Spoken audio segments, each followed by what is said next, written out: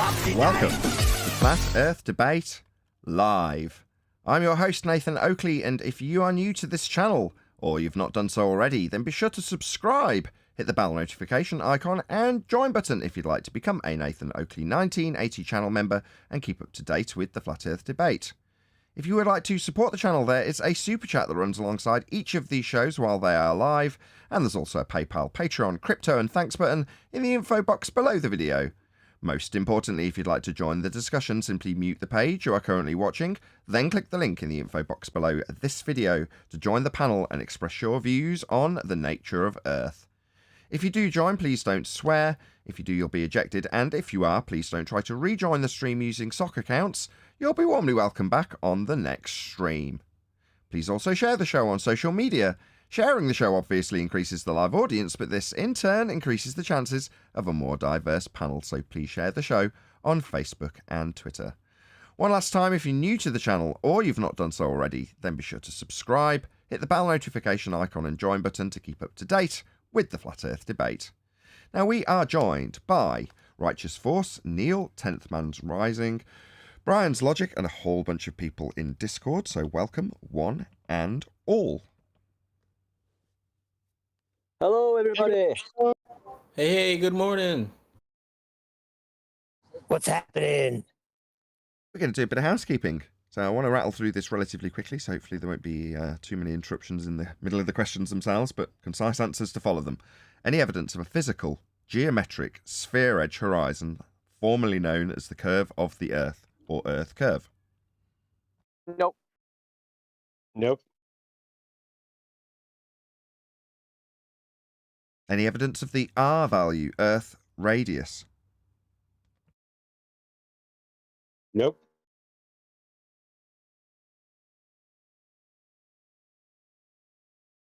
Any scientific evidence of gravity? No, it's not science. Just casting my eyes over Discord, see if there's anybody who's going to actually challenge these in the affirmative. Clearly not. Any single viable hypothesis from any of the fields of astronomy, cosmology, or astrophysics? Negative. Again, not science. Any evidence that level runs equidistant to the centre of Earth? No. Any Do you evidence? mean sphere Earth or flat Earth? Earth, where we stand, terra firma. Negative. Any evidence you can acquire an elevation angle measurement from a curved baseline?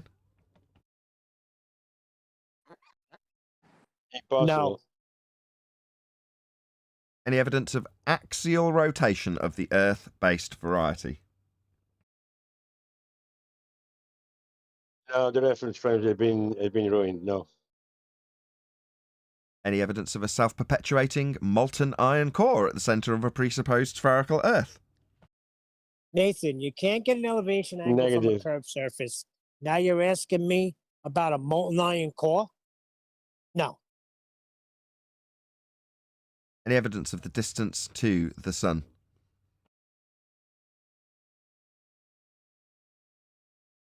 Negative. Last but by no means least, any evidence that you can have gas pressure, like we're all breathing, without the necessary antecedent of a container for the gas pressure to press upon? Pressurized Negative. gas Without the or gas container. pressure? I had three people, one at a time. Neil first. Are you talking about pressurized gas? Pressurized gas is gas pressure. Oh dear. So is there any evidence you can have gas pressure next to a sky vacuum without containment? Because that's the assertion, that we've got a sky vacuum for these rockets to travel to, called space, outer space. 10 to the minus 17 torr vacuum. Any evidence you can have the gas pressure we're all breathing without the containment required to achieve gas pressure? No, because it needs something to press on, hence the word pressure. P-R-E-S-S. It's got to press on something. Right. So if the sky was a vacuum, then the gas we breathe would fill the space by way of entropic dispersion. That's a law of nature, the second law of thermodynamics. Entropy. Gas-filled space. And what do you know? They claim the sky is a space, called space, for gas to fill. And fill it must. That's what gas does. Is there any evidence that there is gas in existence that is not pressure? That's a good question. I don't think so. I think the antecedent consequent relationship of gas pressure and containment would suggest that without a container there can be no pressure. Yeah, it's like a reverse of the same question almost. Maybe not exactly the same, but is there a gas that isn't pressurized? No. Then there has to be a container. Well, it would take place in terms of your description of its pressure at the point of measurement, which would be where it pressed on something that you can measure with. Now, albeit it could take place within the containment of the gas, so you have it within the close vicinity of the measuring device to measure how much it presses on when it hits it, because it's going to strike it within the container. Incredibly Cherry. Thank you very much for the super chat. So, Incredibly Cherry just gives me money. Really appreciate the support. Thank you very much indeed. Okay, that concludes the housekeeping. So today we're going to be looking at Dr. Becky. Now, if we get through this quickly, fat chance. We've had 4 words out of her. It took 20 minutes of the pre-show. All she said was speed of light. Right, Becky? Yeah, we ripped that a new one in the pre-show. If you remember, you can see that once we finish recording. If you're not, you can see it in a couple of days on the second channel. Subscribe today to Nathan Oakley channel to see the uncut and after show. Anyway, we're going to be covering the rest of the nonsense. Now, they did discuss on... I'll plug the channel now. Hopefully one of my moderators will stick a link to On the Edge with Andrew Gold, which is the YouTube channel that primarily was discussing the claims that Tom Cruise is going to be the first man to be doing a spacewalk in a sky vacuum, violation of natural law. He isn't, but he's a smaller fish than this heliocentric priest. So therefore, in this regard, Tom Cruise might be very high up the hierarchy of Scientology, but Scientology is an offshoot of heliocentrism. They have the same views, primarily. So therefore, the priesthood of heliocentrism outranks the priesthood of Scientology in this regard. Therefore, Becky's our primary focus and not the discussion on Tom Cruise, if you're wondering why we're starting about halfway through. So this is where we get to the main bulk of Becky's nonsense in terms of her assertions, and that's primarily what I want to be covering. But if you do want to go and check it out, the reason this came across my desk wasn't because anybody shared it with me. I've been watching this guy for the last couple of weeks on Scientology. So obviously, as you can probably guess from him talking about Tom Cruise going into space and that being a subject matter that he's not focused on primarily, but has a heavy interest in, say. So he does interview people as a journalist about that subject. Does Andrew Gold from the On the Edge with Andrew Gold YouTube channel. Subscribe today. So there you go. If you want to check it out, the name of the title of the video is Tom Cruise in Space, comma, Interstellar and Black Holes with an ampersand. And then a line, vertical line, I don't know what you call that. Doctor with a DR full stop, Becky. Very easy title to describe for somebody verbally if you wanted to type it in from my description. So Tom Cruise in Space, Interstellar and Black Holes. Dr. Becky is the actual title if you want to read it out without all of the punctuation. So there we go. That's my plug for Andrew Gold. And hopefully someone will stick a link to his channel in the live stream chat, so you can actually go and subscribe to him. After the fact, I will stick a link to his channel. There you go. Righteous Force has done it for me. Thank you very much indeed, Righteous. If you're in the live stream, just click on that link and go and subscribe immediately to Andrew Gold. You'll find his content fascinating.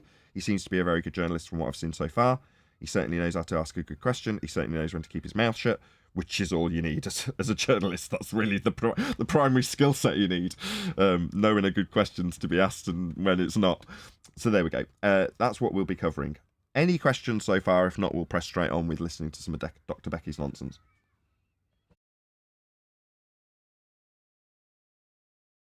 No? Okay, let's move on. I have one. One. Sorry. Bloody hellfire. Leave it 20 seconds, I would. I couldn't get off mute.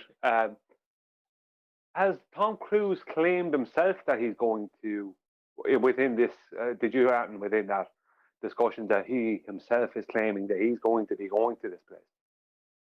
Not that I know of.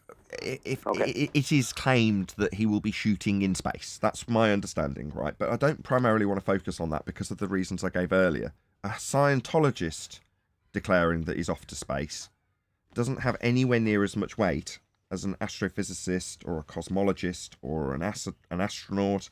You know, they're the primary purveyors of the heliocentric world, which the Scientology world is rooted in. So, like I said in the pre-show, Tom is actually a small fish in this regard.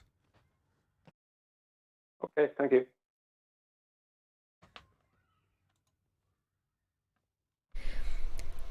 Your future is already determined for you. You can't turn around and accelerate back out again. If you So she's talking about time, just to contextualize it. We already covered that time and the measurement thereof is not real, and Brian has debunked that in a very concise way. We're not going to repeat that now. But now she's anthropomorphized time into, not anthropomorphized, reified time into the way your world works, and she's describing going backwards through it and forwards through it. Right, okay, Becky. Yeah, I appreciate that in Einsteinian pseudo-Riemannian four-space geometry, one of the dimensions of his pseudo-geometry is time. And I appreciate that in the mathematics of that pseudo-geometry described and invented in the mind's eye of Einstein, he has time dilating, bending, to the point where it can bend back on itself in certain circumstances. Meanwhile, in reality, outside the confines of pseudo-mathematics, time is not a dimension, it's a concept. Maybe you can show me time. Maybe you can then show me that time dilating or bending. Oh, what's that? You can't show me the pseudo fourth dimension Einstein invented. Shocking. So why are you talking about how it may or may not affect my physical reality in terms of travelling through it? That's not possible, Becky. You're in la-la fantasy land in Einstein pseudo-maths, reifying it into your physical reality. It's sad. accelerate, you accelerate closest. Acceleration is something we do in physical terms. You don't do that through time dimensions. Time is a concept. You don't accelerate in conception mediums. That doesn't happen, Becky. Closer to this singularity where all the mass is constrained. Go ahead.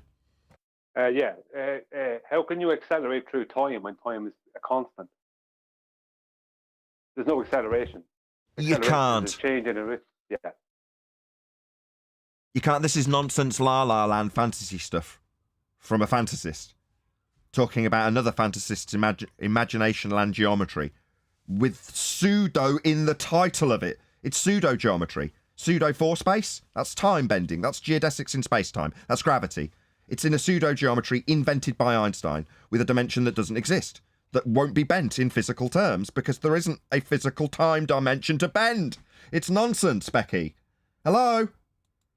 So that means that because your future is determined, that, you know, where you're going in time, not just in space, is also determined. You bloody hippie.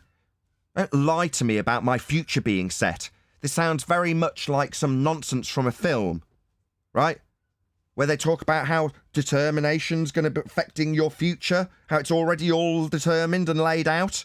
So what? It's inconsequential what I do, it's already been made up for me.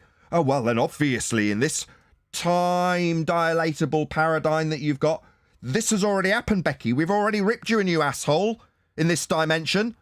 You're already lying, dying, humiliated, metaphorically speaking, from the absolute ass-beating we've given you. It's already happened. This was already predetermined in your future. No. In reality, Becky, we're doing it right now. It wasn't set. It wasn't something that was predetermined. And it's only predetermined in the pseudo-mathematical world of Einstein's gravity. We can't bend time, Becky. Our future is not set. Time is not a dimension. Yeah? This is some mystic meg hippie preaching to you, telling you how your future's already set. That's what it is. She might as well have a bloody crystal ball in front of her. And once you get to that singularity, there's nowhere else for you to go in space or time. So technically almost like time stops. You can't go somewhere in the pseudo-geometric dimension. You don't go places in time. You don't travel through concepts. This is nonsense.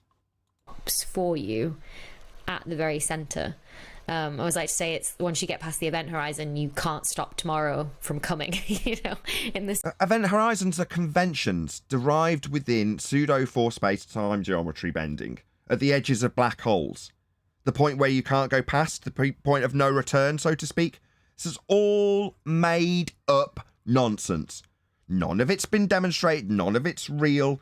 They've looked through their telescope and come up with a just so story.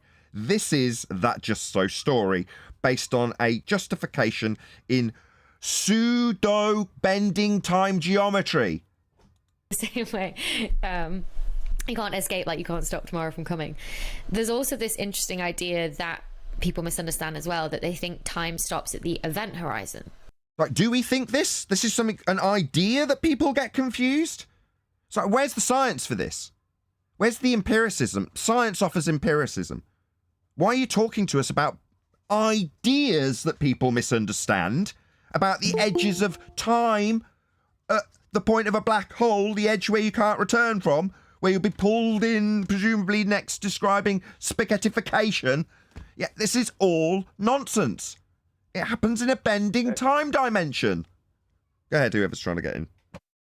No, just saying, how do you stop time? And time is purely based on just the observation of the sun creating day and night. Well, that's your Day in, day description. out. That's your description of what you're going to call the passing of time. No, your description of that is not something that I can bend, not something I can travel through. It's a concept. Yes, you can't stop a concept. can Right. You Yeah, detailing it yeah. with a convention of the movement of the stars in the sky, that doesn't give me something that can bend either. No, because you can't stop or start a description or a convention. Precisely. Because if you were to, and I go into this in the book as well, what you would see if you fell into a black hole and if you were watching someone else fall into a black hole. So this idea that if you're watching someone else fall into a black hole. Because that's something that's going to be feasibly within our realms of possibility within the bending pseudo-Ramonian 4 space-time dimension. You will never, ever, ever experience this, and the ideas, as she's qualified them to be, that you might be able to get wrong according to her, are absolutely and utterly inconsequential to the real world we exist in. This is nonsense.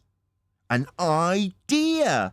Where did it come from, this idea? Was it born out of physical phenomena that we studied? Oh, definitely not. It's come from the mind's eye of Einstein, fourth-dimensional space-time bending. That's where this idea we somehow get wrong has come from.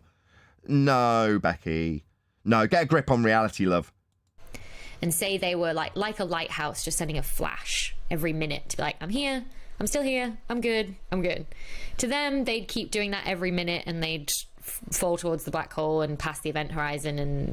Fall towards the black hole, what, through a pseudo-Ramonian 4 space-time bending dimension that only exists in pseudo-Ramonian 4 space-time maths that Einstein invented? Definitely not. We don't have a fourth dimension to fall through. Definitely not, Becky. Why would we be in a sky vacuum falling towards a conceptual idea of an event horizon? This is utter nonsense. She's just describing what she thinks happens in heaven. This is what she thinks happens in the sky. This is her version of her heaven. Total nonsense, Becky. Why are you lying to people about what heaven is? Is this your heaven with event horizons and bending space-time? Yeah, that's not the sky, love. Let's get that clear. There's no fourth dimension in the sky. Wouldn't know any different. To somebody watching it, You'll never be watching this. You can't watch it. This isn't something that occurs in physical reality. It's a description in pseudo 4 space, time bending maths. there's something that happens. It doesn't happen. It's a description, an idea that you say we get wrong when you describe something that happens in pseudo 4 space. That's not reality.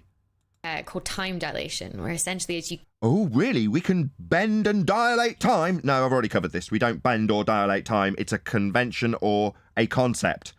It's not something physical. Show me a bag of time.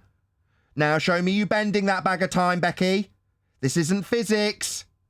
get closer to the black hole, the stronger... Go on. Yeah, you're going to say that she has the neck to say that people are getting the wrong idea about something. But the thing that she's claiming people are getting the wrong idea about is only based around an idea that was given to them by magicians like her. What, so we're getting your nonsense wrong? The nonsense you gave us? Who cares? Stronger gravity, the slower time goes for you. You can't change the speed of time. Time's a concept. So it would feel like a minute to you on the spacecraft. You're not but going to feel anything. Watching someone fall in. Say it again. You won't be feeling anything. This isn't physics. This isn't part of physical reality. There's nothing to feel in pseudo-geometry. There's nothing to be felt. Did she say gravity? Yes, she's talking about pseudo-Riemannian force space-time bending. That's gravity.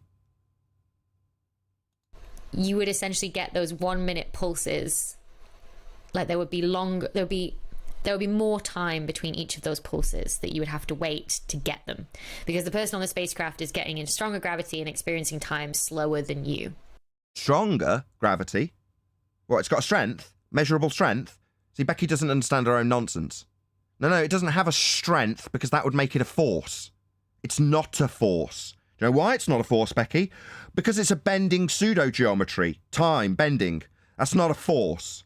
So you don't understand your own nonsense. In your comparison description about our lighthouses, Blink, to offer some strength?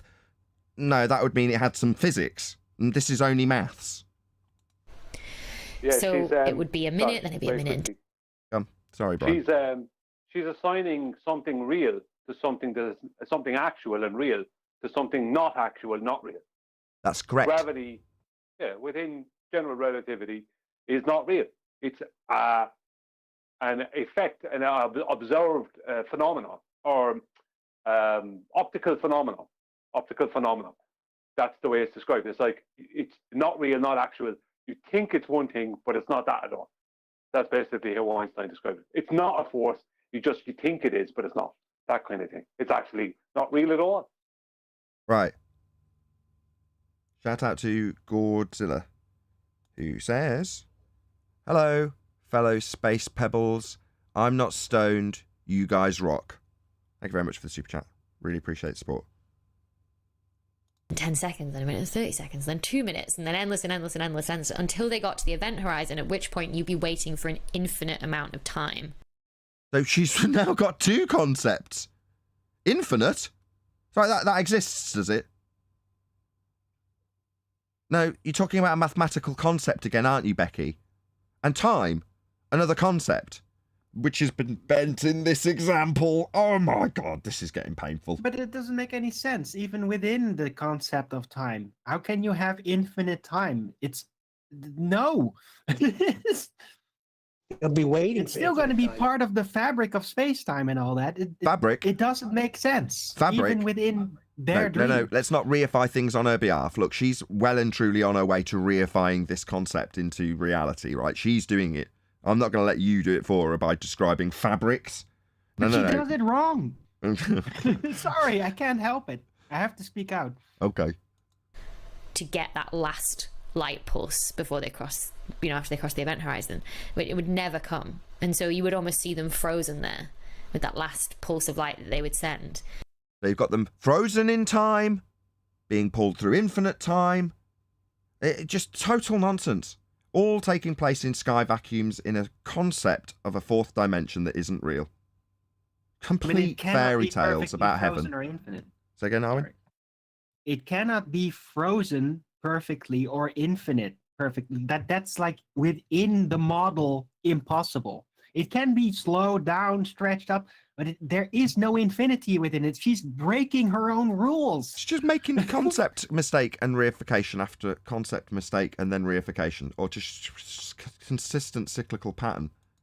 Hence why almost to you it appears like time stopped. It doesn't appear to us that time stops. Time is a concept. You can't stop time. It doesn't appear that time would stop. Time doesn't stop. Time isn't something that can be stopped. It can't be bent. It can't be dilated. It can't be used anything beyond an imagination land of pseudo-Riemannian force space-time invented by Einstein with a dimension that isn't real.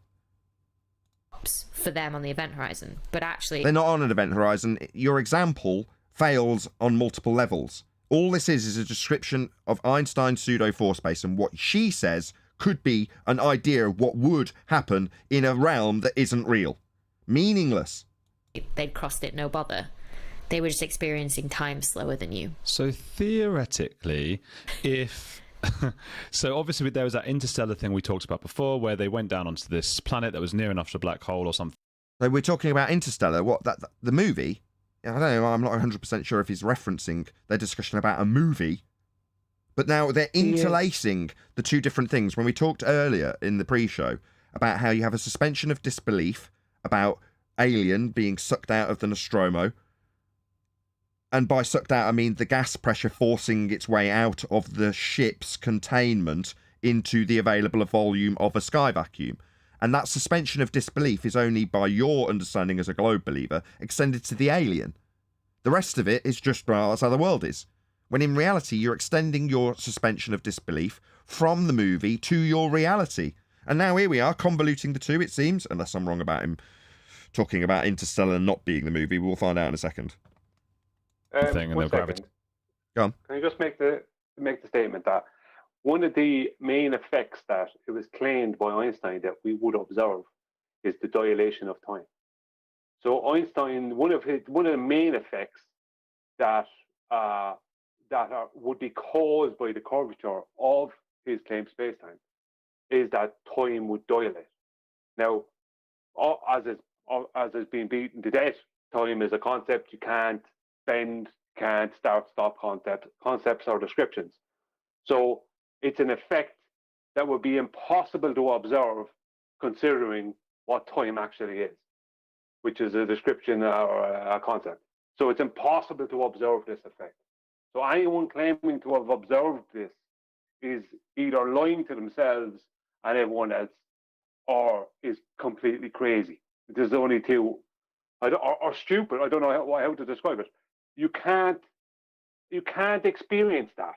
It's not experienceable if you use critical thought. Right, and she's selling it by telling you, let's use our imagination. Let's go to a place that isn't real. Let's go to pseudo-force space-time land in a sky vacuum and sit floating towards the edge of a black hole. And at the point we call the event horizon, this event horizon will cause this effect where it looks like the guy's stopped still in time. But for him, he's stretching out at a greater rate. It's just complete bollocks in an area that isn't real, that she's asking you to imagine. She's asked you at the beginning of this to imagine this. Floating. But he was really strong on the planet. And so when they came out, the person was 20 years older who had been waiting up where the gravity wasn't like that. So I know you can't get out of a black hole, but... You know that, do you? You know that you can't get out of a pseudo-Ramonian force space-time black hole. I'm pretty sure that if you just made a few adjustments in the maths, then you could, because it's just a description in some mathematics. So maybe you're considering the idea that she's now told you to imagine and describing how you wouldn't be able to escape from something she's told you could imagine you not escaping from. But realistically, she's just hoodwinked you into Fantasyland, and now you've bought into it entirely. If you got to the bit where time stopped... So time stopped, yeah, because in your world of fantasy, you've now got time stopping. Yeah, this mystic Meg at a fairground with a crystal ball has told you about what's going to happen in the future, and in the future, she's got time stopping. Time's a description, it's a convention, it's not going to stop, it's not going to bend, it's not going to dilate. None of this is real. You're in fantasy la la land playing along with her right now. And then you came out, wouldn't the whole of everything would no longer exist, and it would be billions and billions of... It would just be forever after. But time doesn't really stop. That's the thing. It only... Oh, really? She's just spent an entire section telling you about how time would stop. How it would appear like the guy was frozen in time. She's given you all of these conventions to now just basically tell you the complete opposite, because that's what charlatans do. Contradict themselves. Appears to stop for someone watching you, an observer. An observer, someone watching someone at the event horizon in a sky vacuum in pseudo-Ramonian force space-time. That's never going to happen.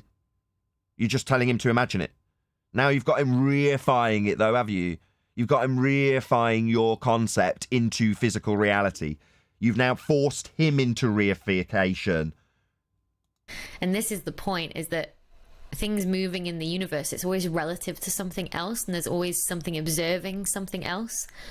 So right. according to you, there's always something observing something else in what? The relativistic world of Einstein. Yeah, you're definitely describing pseudo-Riemannian force space-time when you give us these concepts, Becky. So to you, if you could get back out of the event horizon... Back to reification. Now, you know how I told you to imagine this shit? Now let's get back to you being there in physical reality. You know, you would have experienced time differently. See? She's telling you how you've experienced it. She's getting you to follow along with her little imagination trail through this world of pseudo-force space. This world that doesn't exist. And she's telling you about how you're now experiencing it.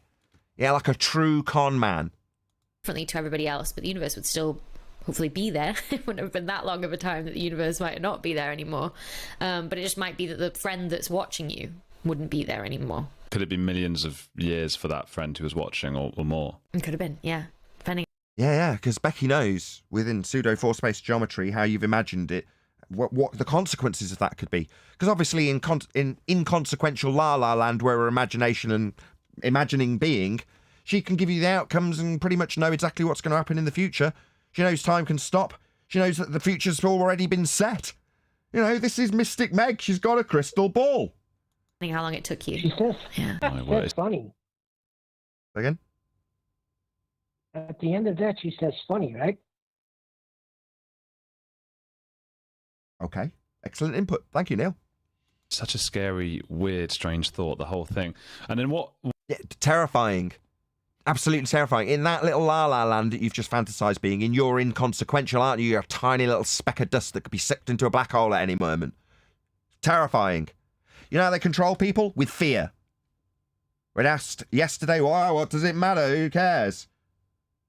Yeah, fear is what they use to control you. And what's that you just said, Andrew? It's terrifying. Yeah, it is. Yeah, very scary. Yeah, if it were real, of course it isn't. You just accepted La La Land alongside her.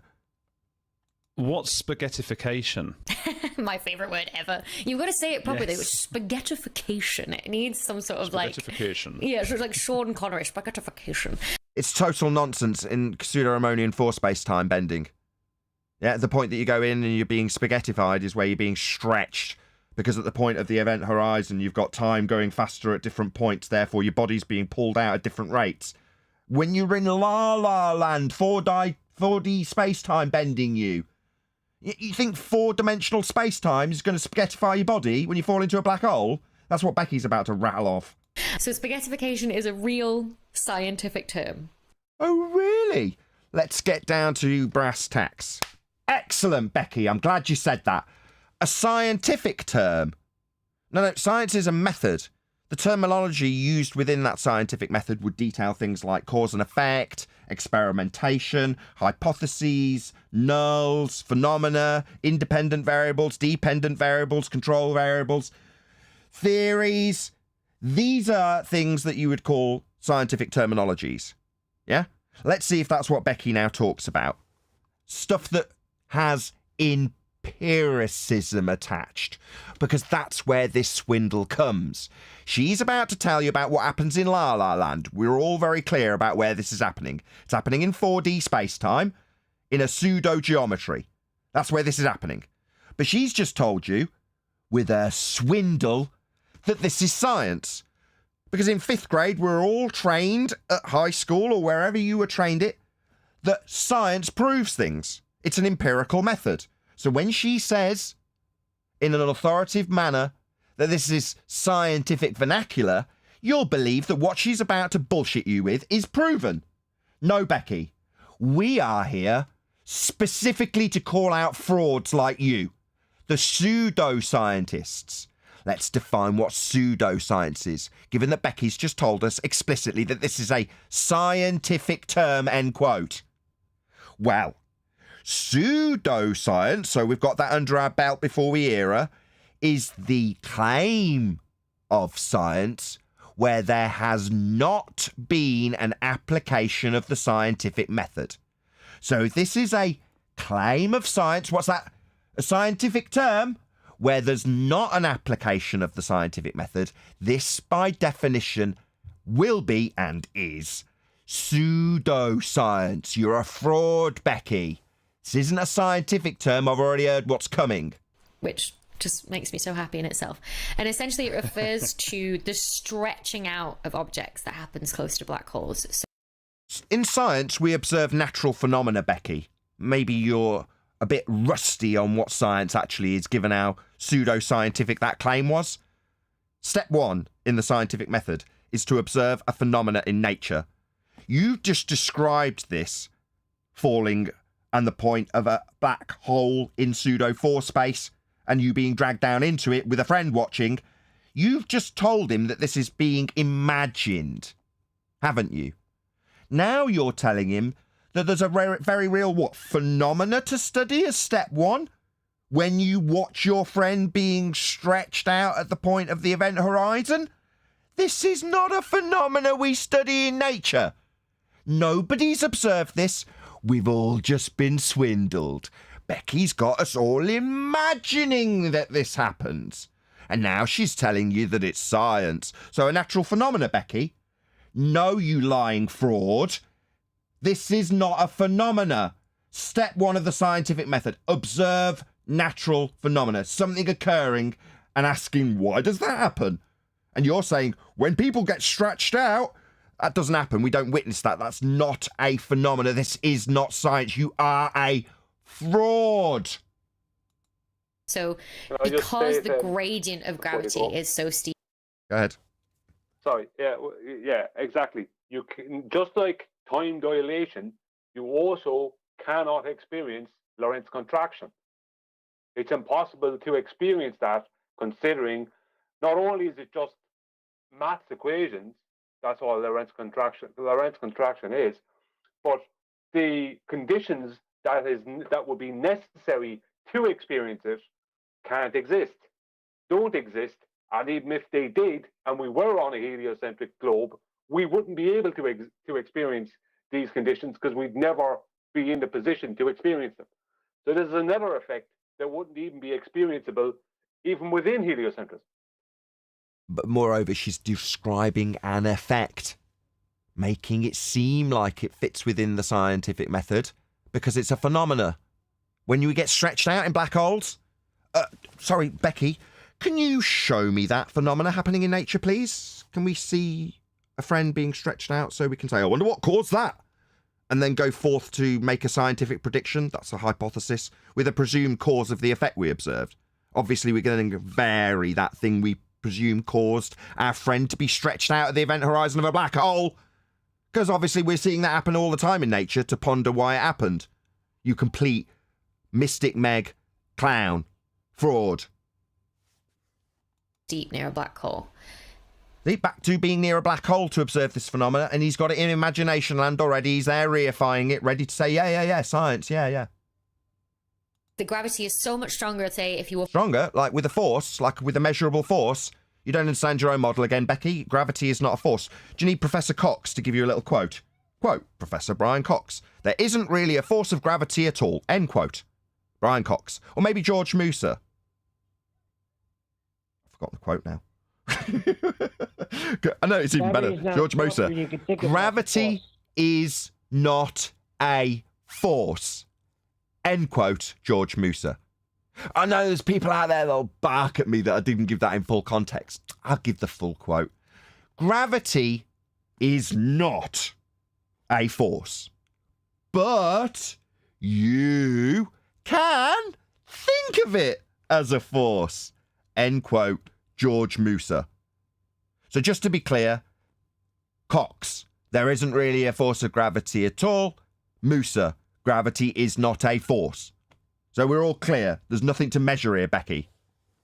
We're falling feet first into a black hole. It'd be so much stronger at your feet than at your head that you'd get stretched out like spaghetti. Yeah, like spaghetti. No, spaghetti does that. Yeah? Not people falling through pseudo-Ramonian force-space-time black holes that we're reifying. That's just a reification fallacy of this maths. These concepts, like time.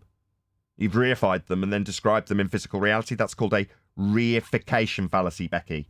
Making that which is not real concrete in physical terms. Hypothesization. That's what you're guilty of. A fallacy. essentially, into almost just one long, thin chain of atoms. And we do see this happening to stars. We do see this happening, Becky. Oh, well, the words off your lips better be something good here. That stray too close to black holes as well. Oh, things that stray too close to black holes. I see. So you mean you're looking up at the sky in your telescope, and then you've come up with this whole bullshit story about what would happen if you were up there, based on what you've seen in your telescope, and based on Einstein's fourth-dimensional space-time bending geometry. I see. No, that definitely isn't a naturally occurring phenomena. It sounds like you've watched a light do something in the sky. That's the phenomena, isn't it, Becky? You having a look through your telescope and seeing something happening? I mean, if that is what we're actually talking about here, a little twinkling light in the sky, then that would be your naturally observed phenomena. Look how that light twinkles.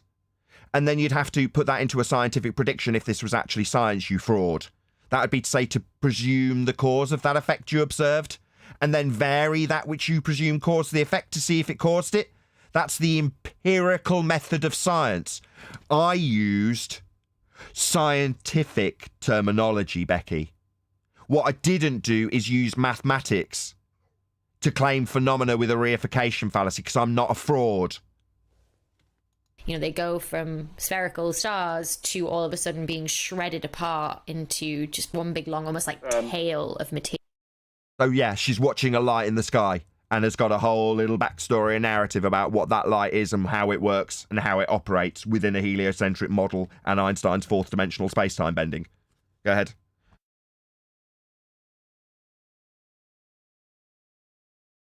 Was that you, Brian? Yeah, sorry about that. Yeah, sorry, I stepped away from the phone when I was speaking. No, it's just there's two things going on here. First of all, these people always start with, as you pointed out very correctly, Nathan, they always start with the word imagine. So straight away, they're hijacking your imagination. And that's why they start off with children, right, in classrooms. They hijack their imaginations, because the imagination is the strongest part of a child's mind, if you think of it like that. Because they are unlimited, they are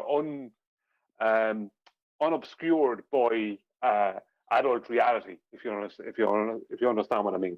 So they start off there, which is probably the best part of being a child, but also the most vulnerable part, the imagination. But then they move on over time to claiming that we see this and we see that. And I just want to go back to 2015 with Eric DeBay, making the point that nobody gets to see these things outside of people who are in observatories. And the average everyday person doesn't get to just go to an observatory and just look up and see all these things they're claiming is there. The average person with a telescope is not seeing what they're claiming to be a black hole. Nobody is seeing these things. I've often seen them. You used to have a telescope, Nathan. You used to look up at the sky a lot before you were involved in this topic. And I don't ever remember you talking about seeing a black hole. So who sees these things? Where did they see them from? And can anyone go and see these things? I'm not going to disagree with you, and that is a good point. However, I'm going to sidestep it slightly with the next statement, Brian. You are valid. I don't want to feel like I'm saying you're not right. You are. However, let's take it as read that they are seeing, and we'll take it as her description. What she described was lights being shredded. Now, I know what she's talking about. She's seeing something that's static in the sky and saying that that's it being shredded. She's not seeing something go through a shredder and have other bits come out the other side. She's either seeing something that she's saying is partway through that process because of how it looks like, or whatever. Now, that aside, let's just take it as read that her description is accurate. She looks up in a telescope, and what she sees is a light heading towards a part of the sky, and then it obliterates into a million squillion pieces. Let's say that's what she actually sees, because that's how it's alluded to be. Okay, let's take that description as read. That is a dependent variable and capable of inquiry through the scientific method. That phenomena is something happening. If we take it as read that we've seen a light get shredded, then light in sky being shredded is the phenomena. So if you're going to do science, you have to formulate a scientific prediction based on that which you are studying. You're looking at this shredded light in the sky and going, I wonder what caused that. Now, she's already got a presupposition with the description of shredding, but we'll leave that aside and say just what's happening in the sky in my lens or in my monitor that I know is happening in the sky. It's come from the scope. It's definitely real. It's a light that kind of could be described as being, let's say, shredded. That's just how I describe it. So what caused that? Well, Mr. Scientist, next step is to form a prediction where we suppose what caused that to happen. Not make up a story about pseudo-Ramonian force space-time bending and spaghettification. We suppose something in physical reality which we can vary and manipulate and will fit into our hypothesis as the presumed cause of the effect. That's what we'll actually do if we're following the empirical method of science.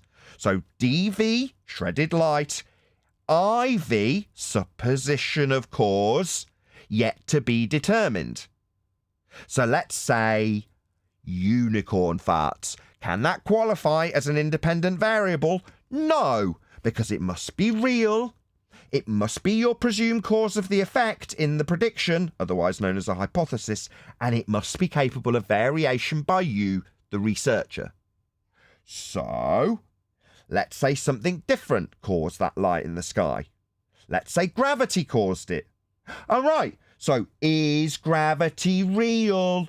No, it's not. It's a description in a pseudo-mathematics. Is it capable of variation by you, the researcher? No, it's not real, so you can't vary it. So therefore, it's definitely not the independent variable in your scientific prediction. So what can you vary to presume the cause of that light in the sky you've witnessed? Not my problem, Becky.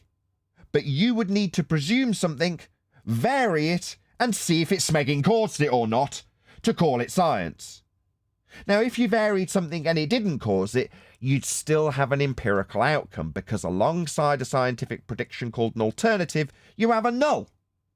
If A, the presumed cause yet to be established by you, then light shredding, and if A, presupposition of a cause yet to be validated, then light not shredding. In other words, if you don't cause the effect to happen, you've proven your null, empirically. So there's only one outcome at the end of science, hence its empirical nature, and what you've done is taken this man on a little journey through imagination land based on pseudo-force-based geometry, told him to imagine his friend being pulled apart, and then at the end told him it's science, and you love the words. Yeah, because they're magic tricks for you. It's where you pull off your heist, where you pull off your swindle, where you pull off the coup de grace in your little trick of getting this guy to think it's physically happening when you've told him to imagine it. Imagination land. It isn't. She hasn't got a phenomena that she can vary a manipulatable cause to cause it. So she hasn't got cause for the effect. She hasn't got science. She hasn't got a phenomena that she's validated the cause of. So this isn't science. And we've already defined it, Becky. Where there's no application of the scientific method, aka a story about maths, and you're claiming science, as you definitely are, this is the textbook definition of pseudoscience. That's what this is. The story claimed to be science that hasn't followed the method. This is pseudoscience. And have you got anything to add? That's a bit of a long diatribe. Nope, moving on. Material that slowly swirls its way down towards the black hole. I suppose it depends how fast you're going into the black hole, although that's related to the gravity, isn't it? In terms of how fast you're going in. Her description convoluted the lighthouse light and your friend being watched in, what, gravityless, free space, fourth dimensional space-time, with it bending as a non-force? Complete crap in imagination land. Would that be a really slow, drawn out? Maybe at first it would be quite drawn out, wouldn't it? I think at first, if you're coming in quite fast, you would obviously loop around the black hole. Oh, of course. I can't take this anymore. This is begging the question to the height of craziness. I mean, this guy actually is thinking these things are real. So if you're going to go into the black hole at a certain magical speed, what happens? I mean, this is nonsense. He's playing along. Yeah, but when he journalist. brought it He's up got to to play her, along. all she said. Sorry, Neil. Go ahead. That's what I was saying. When he said it back to her, all she had to say was funny. Somebody tells me that, I'm not listening to you no more. It only exists in the math. It's she has not proven any of this. It's all math. It's nothing real. Because the faster you were going, obviously, then the faster you probably loop around and back out, as long as you didn't get too close. But the forces that you would feel because... Again, describing forces in pseudo-Riemannian force space-time. Bending. Concepts don't create forces. Because of that would be immense. And so... A cause. All right. See, she's ascribing cause. See, the method of science establishes cause. Not with a story, not with a la-la land description that you've got to imagine.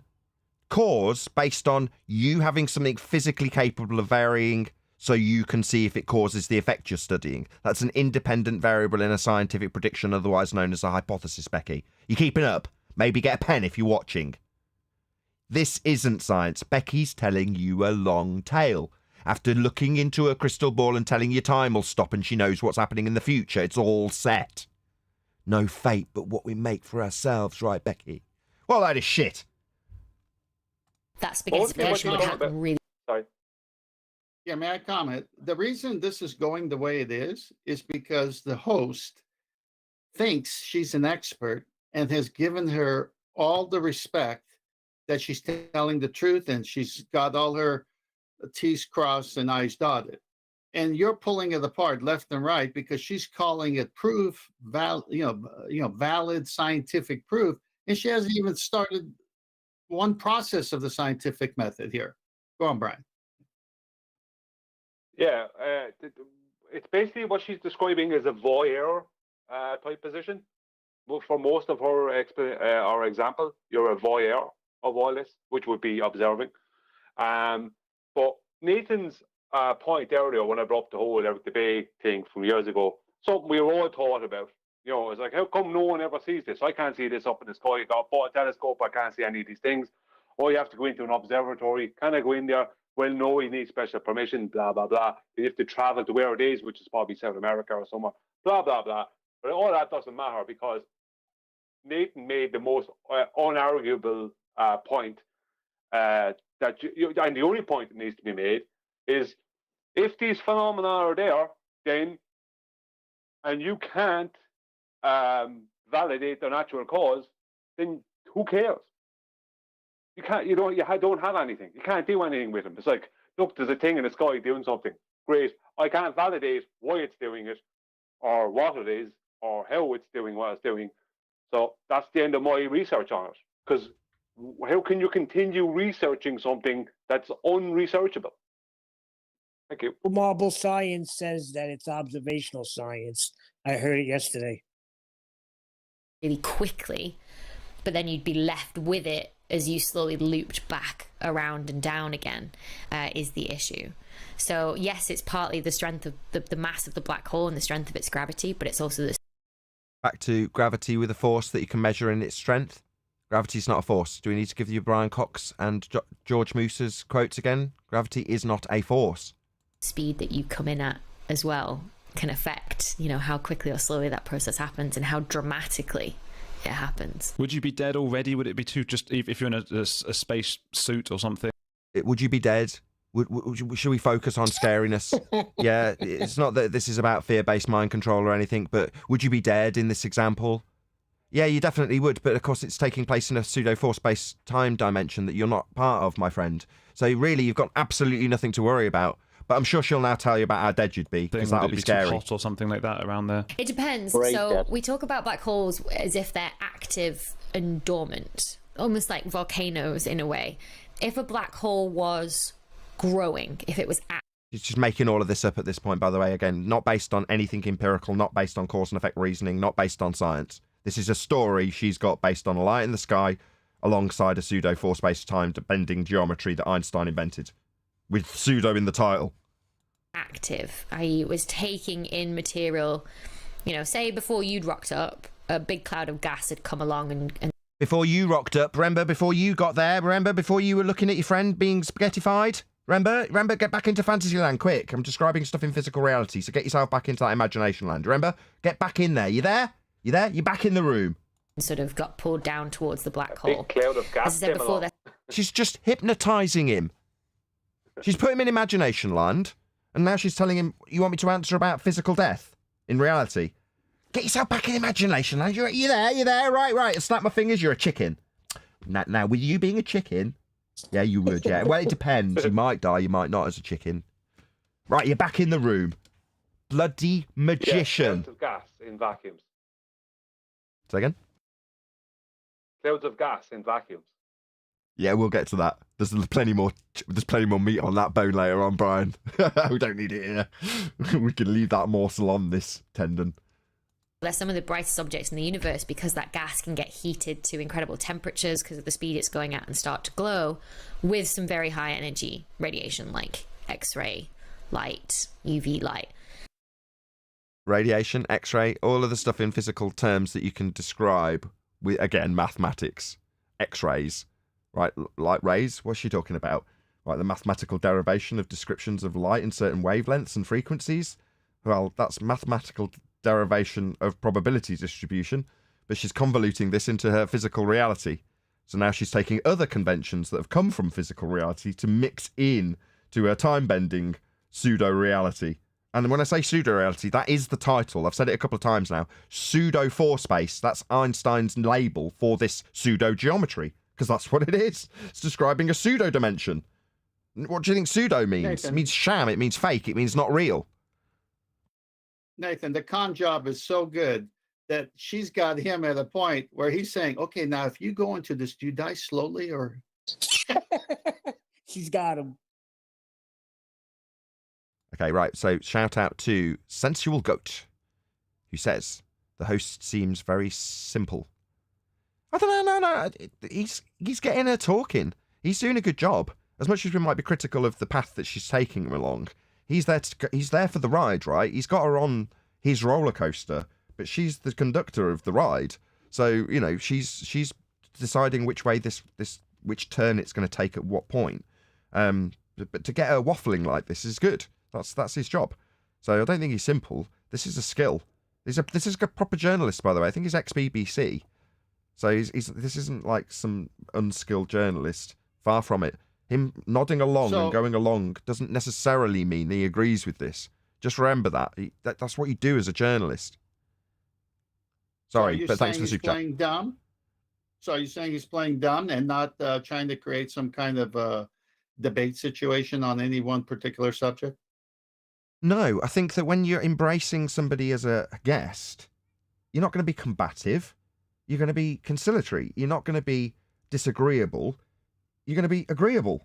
So that's what you've got to do as a journalist. And it doesn't mean necessarily, he doesn't have to put out the disclaimer unless he's got a really stupid audience, that the views and whatever's discussed on this show aren't necessarily the views of the host. Now, I say it as a disclaimer every now and again. I'll drop it in when there's something that's clearly so ludicrous I'd never believe it that one of the panel's putting forth, right? Well, in this instance, you don't have to say, oh, well, I don't necessarily believe this.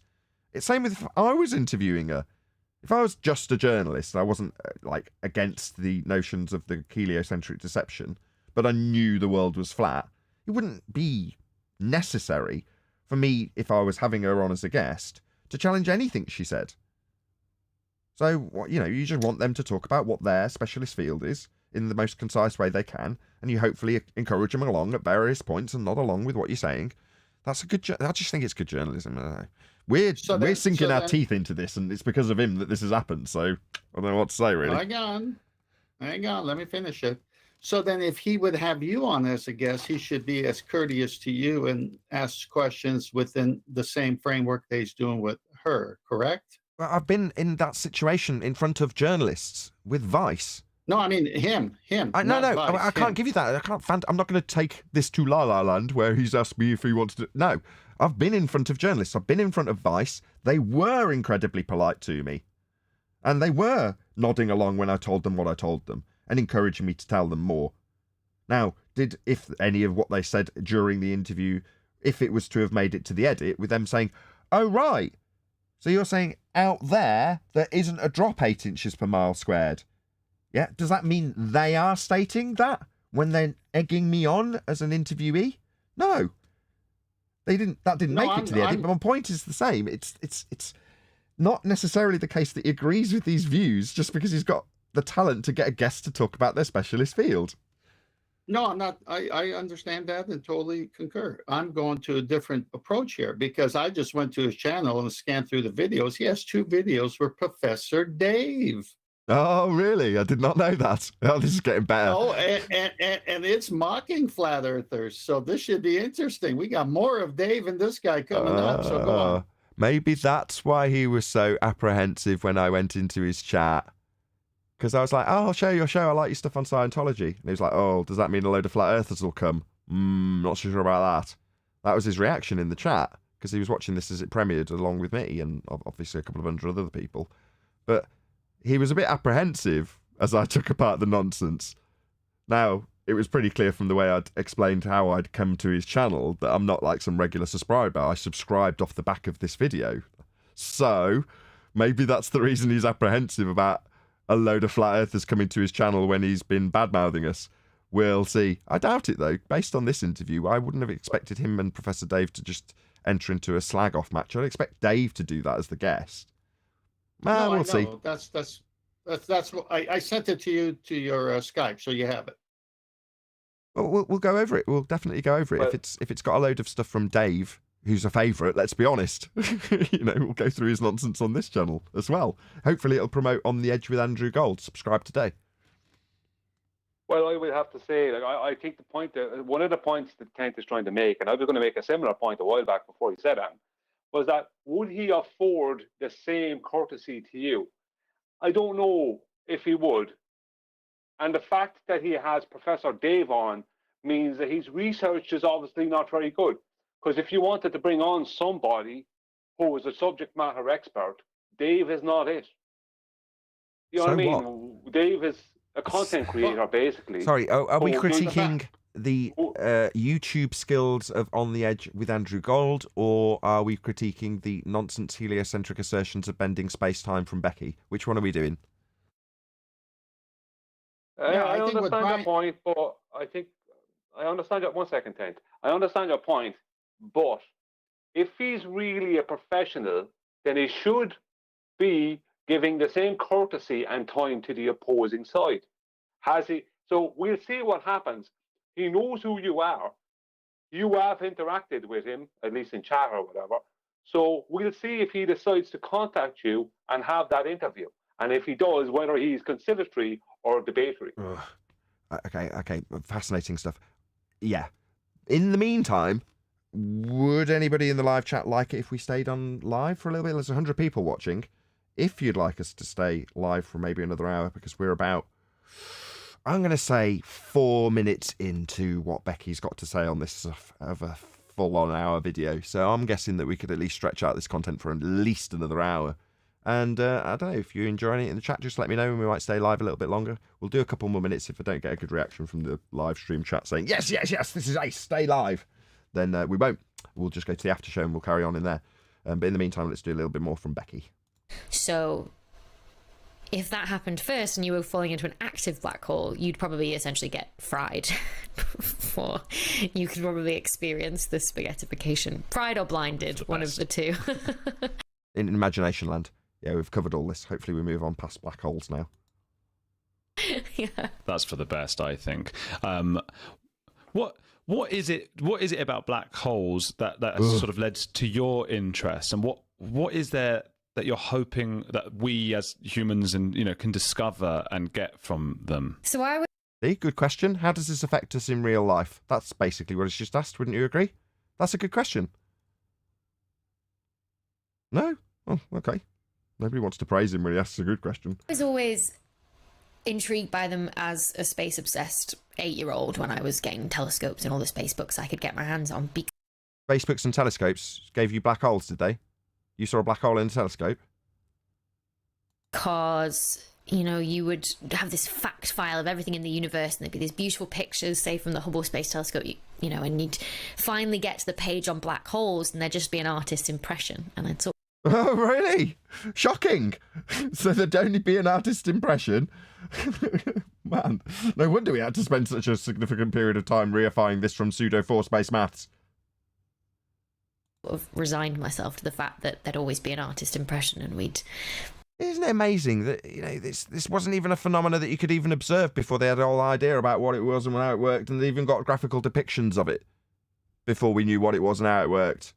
It's amazing how these things work in heliocentrism, eh? You know, never actually truly be able to see one of these things and never know anything about them. So we're never going to see one, and we're never going to know anything about them, but you're studying them in a book. Your little witchcraft book that led you to this path of divining the future as being set already. And so they'd always sort of intrigued me slightly in that sense that they were. What had always intrigued you? They didn't exist when you were looking at them. You didn't question why you were intrigued by something that didn't exist and you couldn't be shown? You didn't question that? That seems stupid. Shout out to Michael Kahn, who's my latest moderator. Thank you very much indeed for the super chat. He says, I speak for the chat. We want more. Yeah, I did see a fair few people saying they wanted more as well. So, yeah, I think we will stay live for a little bit longer. You all up for that as well on the panel? Yeah, we all really want to stay Oh, more live. hours. That's Absolutely. a question you don't have to Absolutely. ask. You don't have to ask us. Okay.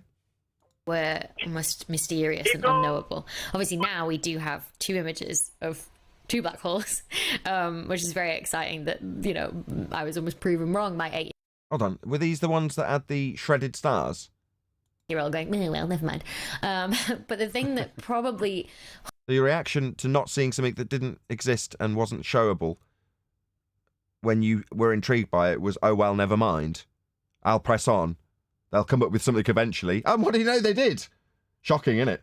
Hooked me the most was I started my PhD in 2013 on. Shout out to Blue Ridge Ranger, who says, is that a space shuttle next to her bed, or is it something else? It's a space shuttle. It's just a little model. Was that an attempt to be filthy? I suspect it was. Thank you for the super chat. Really appreciate the support, Blue Ridge Ranger. On galaxies. So understanding the different shapes of galaxies, why they were the shapes they were, what evolutionary processes had they been through to make them that shape. So causes. So what caused them to be that shape? So we're talking about something that you observe in nature. Not quite clear if it's a phenomena or a concrete noun just yet. Nevertheless, we've got something that we're looking at that's almost close enough to be science by the sounds of things. And we're going to figure out what caused them to be those shapes. So, like, cause and effect. So this sounds like it could be put through the scientific method then, Becky. Let's see if it is. And were different shapes found in different areas of the universe? All these kind of questions. So when you've got a question, why did that happen in nature? You follow the scientific method to have an empirical outcome at the end, regardless of what you assume to be the cause. So long as it's variable and manipulatable and you're presumed causing the hypothesis, you can vary it and see if it caused it and validate that it didn't or did. Now, alternatively, you can just come up with a just so story and base it on some mathematics that's been invented by a guy called Einstein that doesn't actually take place in a realm we live in. Those are your choices. The empirical method of science that establishes the cause, why this happened, the explanation, or you can just come up with a story. Let's see which Becky chooses. And in that research, I then got into sort of, you know, whether the different shapes stopped forming stars differently. Essentially, did the galaxies die? Did they die off and no longer make new stars differently at different rates, at different speeds, in different ways? So we're looking at lights in the sky. Observed natural phenomena. Definitely within the purview of the scientific method. Definitely capable of offering some empiricism with the outcome of that method. And one thing that I always kept coming back to was if the supermassive black hole at the centre of those galaxies. Oh, so when you went in your 8-year-old self, nah, it doesn't matter, they're just a depiction of something that it doesn't exist and we haven't seen. Now you wonder if the thing that they saw after they already knew what they were looking for to be described as what they said it would be, if a supermassive version of that which didn't exist couldn't be seen but now has been seen after the description already existed, if they had some causal influence on it?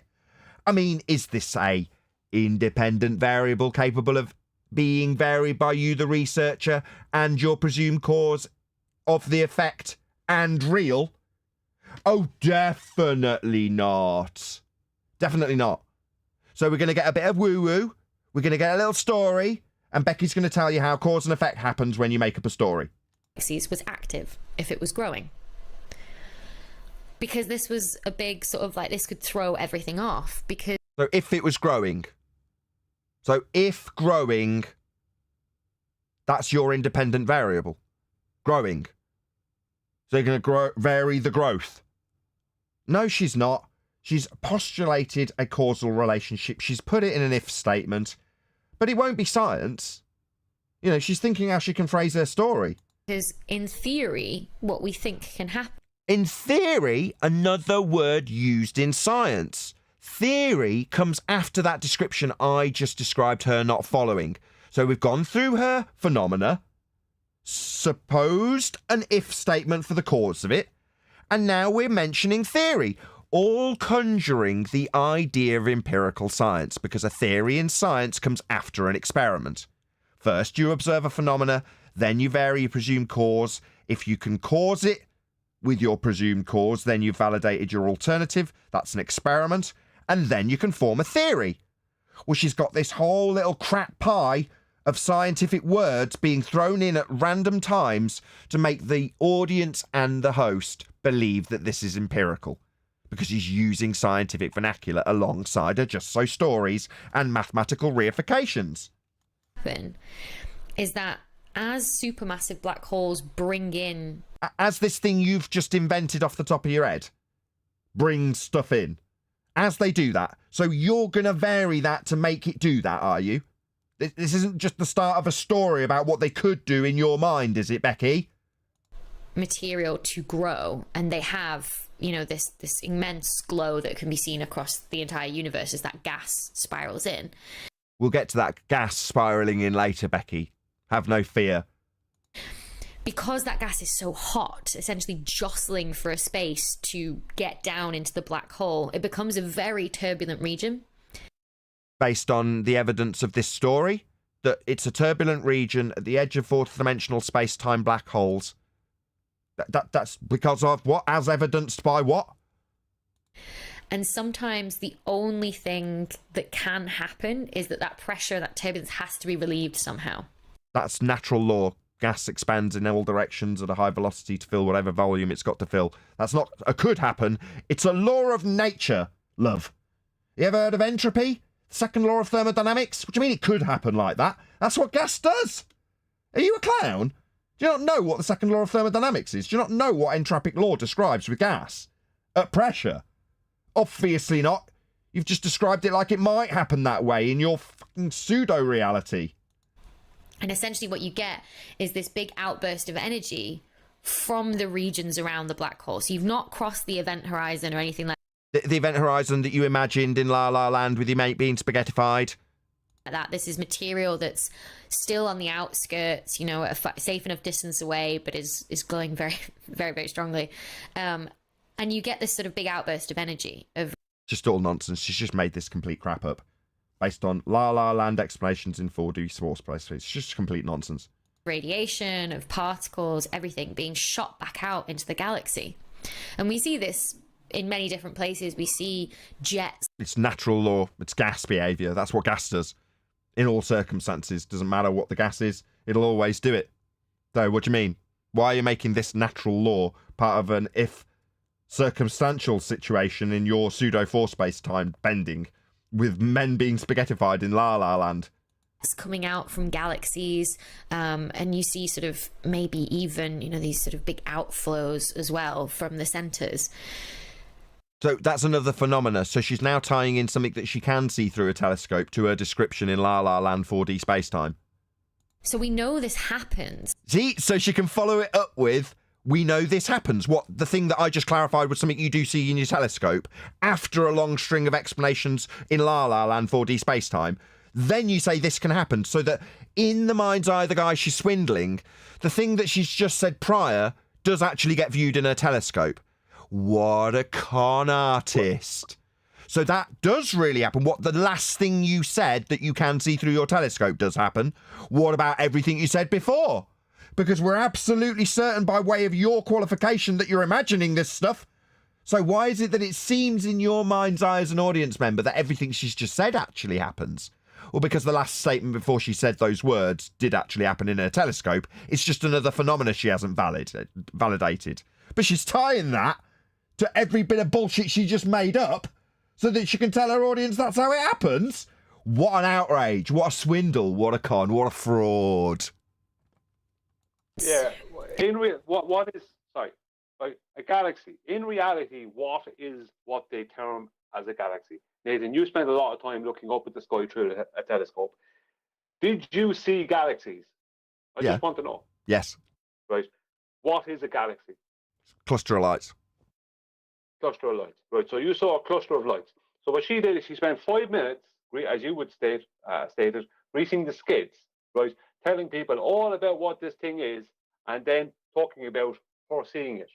So she's adding in the natural phenomenon after she's described what it is. But all she has is that natural phenomenon, exactly what you see when you look up in the sky through a telescope, cluster of lights. So all she's actually seen is a cluster of lights and made up a load of rubbish that she spent 5 minutes talking about before she said what she actually saw was just a cluster of lights. Right, exactly. So, for example, if you look at the pillars of creation, something you can just Google search to get an idea of how we're qualifying this description, right? You look at the Hubble picture called the Pillars of Heaven. Now, what you've got is these pillars of creation, my bad. Now, the pillars of creation are described to be gas forming by way of gravitational accretion into galaxies that will be formed in future that we just can't see, but we're looking back through time of the first stages of gravitational accretion, hence the name Pillars of Creation. They're galaxies being formed by gases that are coalescing. So in the picture, you see them and you go, oh yeah, it kind of looks like gases after they've coloured it all in the various different colours. And they say that those gases are forming over time. It's a still that's been coloured in. But their description of that still is of the gases doing something. Because it kind of looks like they're gases coalescing together. So therefore it is, based on my description. And we can see that. What? No, you've got a picture of something that looks like stars in the sky. But you say it looks like it's accumulating together, forming a mass. It's a group that's getting closer together to form a galaxy, will eventually form another separate solar system with a star at the centre. Because you say so. That's what's happening here. Look at the picture from Hubble and then decide if that's just a picture of some lights in the sky or if it's as described, gases coming together to form galaxies, based on a description I can just make up. I mean, equally, I can say that's the formation of the unicorn universe. Why? Well, because that's what it looks like, isn't it? It's kind of shaped like a unicorn. Why not? It's no more or less valid. And there's this idea that, this hypothesis that essentially... Hypothesis is the prediction of cause of a natural phenomena. It's an if and then statement. If your presumed cause, then the phenomena you're studying, alongside a null. If your presumed cause, then not the phenomena you're studying. That's a scientific prediction. That's what a hypothesis is. Becky's a fraud. She's using these words after saying these are scientific terms. So we're in context. I am correct. She is a fraud. This is not a hypothesis. That's something very specific in scientific vernacular. It's a prediction of a cause and effect relationship observed in nature. That's what a hypothesis is. That's not what Becky's giving you. She's giving you a just so story based on lights in the sky she can look at. That's fraud. That outburst of energy can then affect the galaxy as a whole. She's saying it's an outburst of energy. She's just looking at something in the sky. Ah, perfect. Thank you, whoever sent me this. This is the Pillars of Creation. One section of it. I think it's a lot bigger than this, actually. This is just one bit of this. Anyway, that's what I've described. You know, you look at this and go, this is the explosion. Let's say instead of this coalescing, let's just take a different description. I couldn't think of one off the top of my head, but I have now. Instead of it going in to form galaxies, and stars at the center, with solar systems moving around the centers of stars, etc., etc. Let's say I give the reverse description and say that instead of this all collapsing in on itself to make galaxies and solar systems, it's exploding outwards. What you're seeing is a part-way through explosion. Just kind of looks like that to me. This here, that's going kaboom! Just because I say it looks like that. And the reason is because of the supermassive black hole energy that's been inserted into it from the gas nebula and the Zargon warships that were fighting to cause the black hole that created the energy that made it explode outwards. And you can see that. That's what she's doing. Hole can probably like pick up hydrogen gas and expel it out of the galaxy, the hydrogen gas you would have used to make new stars.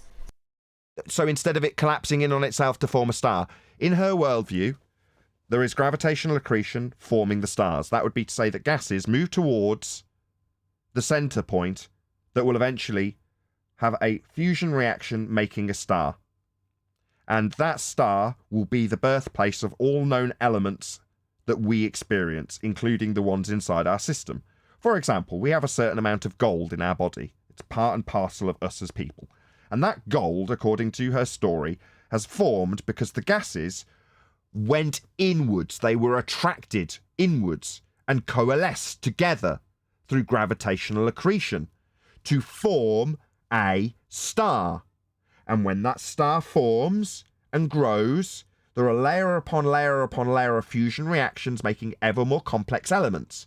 And upon the point of death of that star in the heliocentric system, the star will explode in a supernova, ejecting out all of the various elements we need to create life.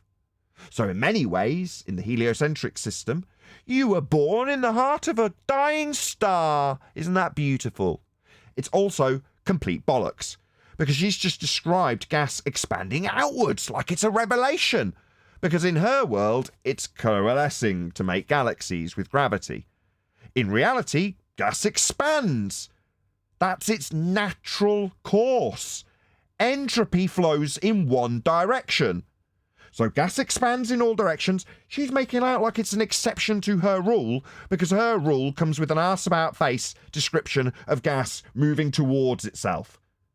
Now, gas doesn't do that. It's not an exception to the rule to be fascinated by, as she describes it that way. That's just gas behaviour.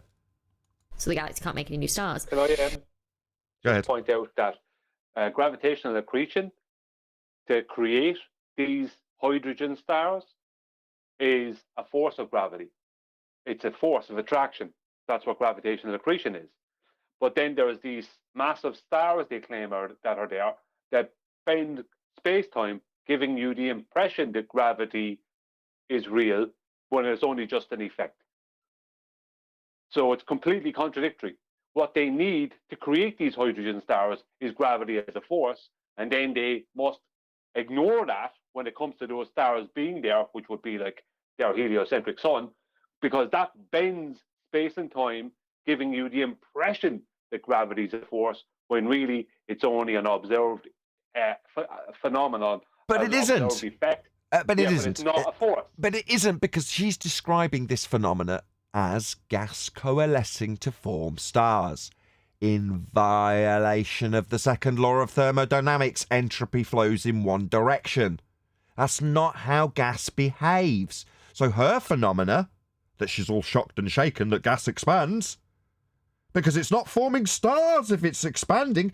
Yeah, it's not forming stars because gas does expand. It's a law of nature.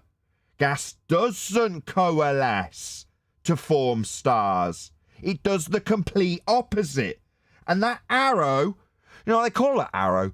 The arrow of time moves in one reified direction. So, no.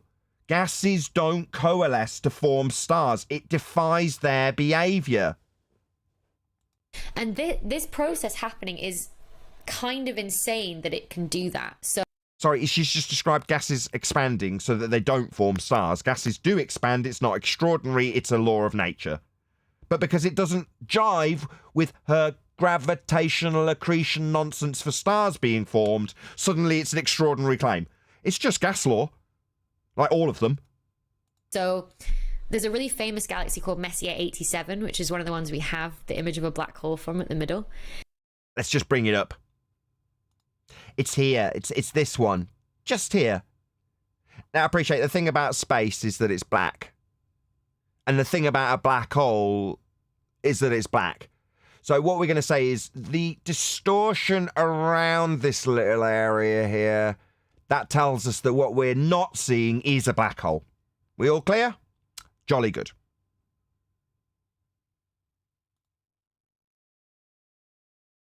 And it has this giant jet that's coming out of the central regions around that black hole. And oh, so you wouldn't see the black hole, but the jets you did see meant you could infer that it's a black hole that you couldn't see when you got the diagrams and descriptions. But now we've got something else that tells you what a black hole is and where it is. I mean, it's all problem solved, really. And I had... This is the story of the award-winning... That's where she's going next, yeah. Sorry. Yes, she Yeah, is. so it's back to, but see, it's not only is it in the end a complete violation of entropy, but they violate their own claims because they need gravity to be a force for these gases to coalesce and become a star, right? A hydrogen fusion reactor star. But then they need that star to bend space and time and give the impression that gravity is a force when it's not. And then they have gravitational lensing, which is showing you where the black hole would be if you could see it, because it's bending around the black hole. That's the claim. Yes? No. That's the description, just so story, based on a light they saw in the sky. Okay, thank you. The entire galaxy of 1 trillion stars was the size of a grain of sand. Then the black hole in the center, the supermassive black hole in the center, would be the size of an atom.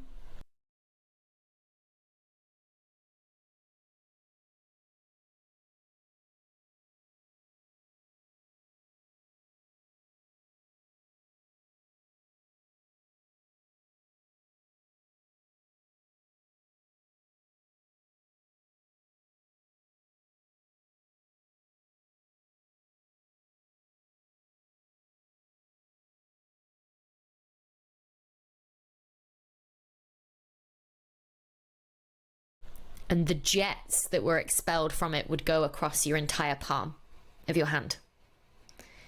That kind of scale. So that's what hooked me on it. The idea that something, supermassive, but tiny. Like a contradiction in terms? Like total nonsense? In terms of what size it is, it's tiny. But also supermassive and very much directly influencing your world when you were in that spaghettification world. So this is going to have a massive influence. Something teeny tiny. It's not like a complete mindfuck or anything. Can have an effect on something that is... An effect? Effect like a dependent variable, like an effect we would observe happening in nature. So something that could go through the scientific method, Becky. You pseudoscience, pretender clown fraud. Hundreds of thousands of light years across. So absolutely enormous in your scale then, but simultaneously tiny. You following along, Andrew? Like the scales involved, the energies involved are just ridiculous. And we've never actually proven... Need I say more? So, just so we're all clear, just so what? You can't be thrown into court and called a fraudster. None of this has been proven. It's all imagination land. Yeah, we know we've been clarifying it as you've been saying it rather than your little disclaimer at the end here. That these outbursts... Outbursts? Back to the picture. By outbursts, you're talking about this explosion, isn't it? That I decided was an explosion. I mean, previously it's been described as an implosion, but we're going to describe it as an explosion now because light in the sky and just so story. Can sort of kill off a galaxy. Kill off? This sounds terrifying. We've only just sort of got like little anecdotes of, maybe it's... Anecdotes, as opposed to empirically validated experimentation, cause and effect reasoning based on a hypothesis. You've got anecdotes. It sounds very science, love. No. It sounds like you've had the whisperings of the woods come to you through your crystal ball. Anecdotally. It's happening over there in one of these galaxies, but what we need it to do Who did the anecdotes come from? The galactical travellers? Did they give you these anecdotes on their long journeys to see people spaghettified? to make our sort of models of the entire universe work? Is it for it to happen in all... Work? No, that's a reification fallacy. The way the world works isn't based on what you model. The map is not the terrain. We don't live on a model. You creating a model is just you creating a model. all galaxies. And so a lot of my research is now based on trying to prove that that does happen. Based on trying to prove something happens? You've just described how it did happen, but now you're moving forward to try and prove your bullshit story? After you've described it to him in La La Land, your job is to prove your just so story after you've told it? Why is she being paid? Why does she get any money? So what, you saw a book on black holes, realised they didn't exist and weren't real, and then what, went and got a job in proving they were? Can I say something? Real quick. Shouldn't they show us the heliocentric model working first before they give us another model of black holes? We've never seen that model, Neil. It would be nice to see it once. Black holes are part of that, to see. Black holes are a necessary part of that. And she's saying a supermassive black hole would only be the size of an atom. So when they start claiming, let's just say, the sun is a particular size and at a particular distance, right? And it's all based, back engineered from an angular size, something they can't have in their globe model. They are stating that this sun, that this heliocentric sun, is over 800,000 miles in diameter, and it's 0.5 on average throughout 12 months of the year, 0.5 of a degree, right, in angular size. So how are they seeing something that is, or an effect around gravitational lensing, around something that is only the size of an atom, something that is extremely small? So how are you seeing these things that are further than this 0.5 degree sun? Further to that, the claim based on this will need R for the scale to say how many miles or how many light years in scale these dots that she's viewing and the effects around the dots that she's viewing that are claiming are ejections from a supermassive black hole. To say how big it is, she'd need to assert that in the maths. She'd have to give us a number, and it would include the R value, which means oh boy, we debunked it. Yeah, we've debunked the maths that she's using to make this assertion. That's not proven, that she's being paid to prove when it's a just so story. Yeah, the maths the assertion comes with have been debunked. You need a measurement of an R value to give you a radius of the Earth to superimpose it onto other planets, to give you scaling values to make your assertion of how big this black hole is. So we can debunk your assertions in your pseudo-geometry. Not that this has anything to do with reality, just looking at twinkling stars.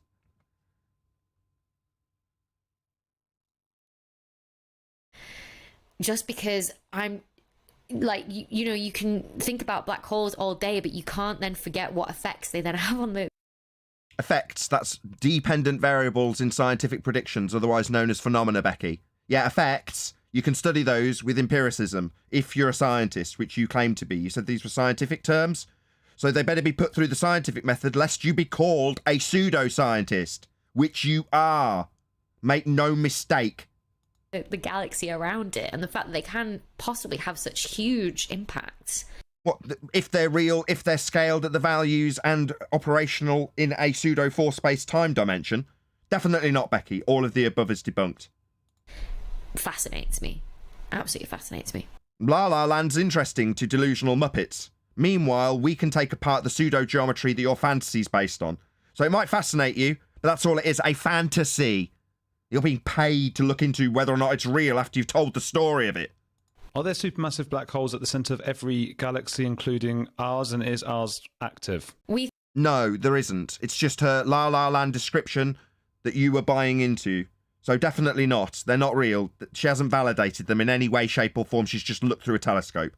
No, this is just her description that she'll waffle off now. I think there is a supermassive black hole at the centre of every galaxy. You think there is, do you? Right, that's fascinating. Where's your empirical evidence to show that's the case? to show that what you've described as a supermassive black hole even exists beyond what you can view through a lens in a telescope. You don't have any, Becky. And everything you'll put forth in terms of pseudo force space, we can and have debunked. Yes. There's some debate over whether they're in the smallest of galaxies, but There'd be no debate if it was empirically validated through science, though, would it? There is no debate with science. It's empirical, Becky. The reason there's a debate is because this hasn't been through the scientific method, and you are a pseudoscientist. Therefore, you can debate about your pseudoscience. that raises all sorts of questions back. It shouldn't. It should be empirical if it's science. Shouldn't raise any questions. It should answer them. How they get supermassive if you don't stop. Well, how they get supermassive when you don't know the scaling values, you'll need an R value for it. You can't tell us how big they are. You'll need your maths with R in them. And you can't measure it, Becky. So we debunk your R value at the heart of your scale value to say how big they are in pseudo four space time. A la land we're not experiencing in physical reality. We can even debunk it within your fantasy land. Start from the bottom and work up. Yes, there is one at the centre of... No, there isn't. Becky's just making this up. She's got no proof for this. Milky Way. No, there isn't. Milky Way's just another light series of lights in the sky. So the Nobel Prize in Physics from a few years ago wasn't going to have been won by a physicist by the sounds of things, because it sounds like he's going to detail just so stories about lights in the sky. One for showing just that. Showing what? A cause and effect relationship based on a scientific prediction? Because if he didn't, and he's getting a physicist's prize, then he's also a fraud. Because physics is the study of the physical and natural world. Falls under the bracket of natural science. That's physics. So if he's got a Nobel Prize, he better damn well have done an experiment. Because if he hasn't, then he's a pseudoscientist also. They looked at the stars. Shocking! Called it. Yeah, he just looked at the stars. Did he establish cause and effect reasoning with systematic experimentation based on a scientific prediction known as a hypothesis? No! In the very, very centre, orbiting the black Orbiting is a begging the question fallacy. It requires an R value. We've debunked that. hole closest in. And they... The closest and furthest distances would need an R value also. They've seen one of them make a full loop around there in about 15 years or so. You've seen a light in the sky traverse and appear in different places each night. You haven't seen anything move around anything. You've seen it in different positions night after night after night over a 15-year period. There's an amazing time lapse that you can see. So time lapse. So time lapse isn't how it moves. That's how you've strung it together to make it look like it moves. When you see it in a different position in a different time, that's not how it moves, because it doesn't move. It moves cyclically across the sky and then will be in a different position the following night. Now, you can take those different positions and string them together like they're a cartoon and assert that they're in orbit. Wrong. You'll need a begging the question R value that we've debunked and an assumption that it's in orbit, i.e. that it's moving around another rock in the sky. Yeah, we can debunk all of that, Becky. We've just spent the last hour doing that. From sort of the 90s onwards of just seeing these stars loop around this thing that you cannot see. So why would you assert that they're looping around it? And so from the orbits, you know, from Begging the question fallacy, we've debunked it. You need an R value. how fast all the stars are going, you can work out... You can't work out the speeds if you can't work out the scale. If you can't work out the scale, you haven't got an R value. Well, how massive is the thing that... Can't tell us how big something is if you haven't got a scaling value. R, you'd need something measured. You can't measure R, you can't scale any of these claims in your la-la land mathematics. Not in reality. This is totally redundant. I don't even need to say this, because we're talking about what your maths do in your la-la land geometry. I can also debunk your own claims in your la-la land, and then after which step away from la-la land and point out it's la-la land, even though the maths still doesn't work in that la-la land. That they're orbiting around that we can't see. Orbiting, no, they're not. Begging the question fallacy. Needs R. And it's 4 million times the mass of the sun. Oh, right. What's mass? Define it. Go on. Whoever that was. I just said, wow, those are big numbers. That you'll need R for. Every single one of these claims in terms of the scales, what they call mass, the weight, the volume, all of it requires R. We've debunked it. You can't measure it. So you can't stick it in your maths and tell us how big things are. You'll need it. And you will need it measured. That's a spherical R value for an Earth that you're using to give us these sizes, Becky. Every bit of it's been debunked here. And it fits inside of the Earth's orbit around Begging the question fallacy of an Earth with an orbit. Need an R value, keep telling you. the sun. Like, that's how small and dense and compact it would be. You need all the scaling values based on R to give us any of that claim. So it's an incredible thing that we have it. It's actually under massive. It's less massive than you would think it is. Back to the double speak. So it's absolutely ginormous. It's light years apart based on a scaling value of R that's been debunked. But it's also simultaneously something that I've just said it isn't. Given the size of the Milky Way galaxy. You don't know how big it is. It's not active. It's not currently growing. So it's not giving out any UV or X-ray light from the center. We detect a hint of radio emission. Growing versus what rays of light are giving out by it. Non sequitur conclusion that she's drawn again. Not based on systematic experimentation, not based on empirical evidence. She's looking at lights in the sky and coming up with a conclusion. The conclusion being it's no longer growing because we see these wavelengths of light. Is that a cause and effect relationship you've validated with experimentation, Becky? Or just another La La Land claim? Really, but that's about it. And so what people have speculated whether... Speculated? See, in science, you can establish the cause of an effect empirically with a method called science. But we're now on to what people have speculated. I mean, you'd think this would have some hard and fast evidence behind it. It's the entire Western worldview. But yeah, it's based on speculation. whether it's actually the reason that we're all here. Oh, really? Wow, these grandiose things that you speculate in 4D space-time. Definitely not the reason we're here, because it includes bending space-time, and we don't live in pseudo-4 space geometry. So it's definitely not the reason we're all here.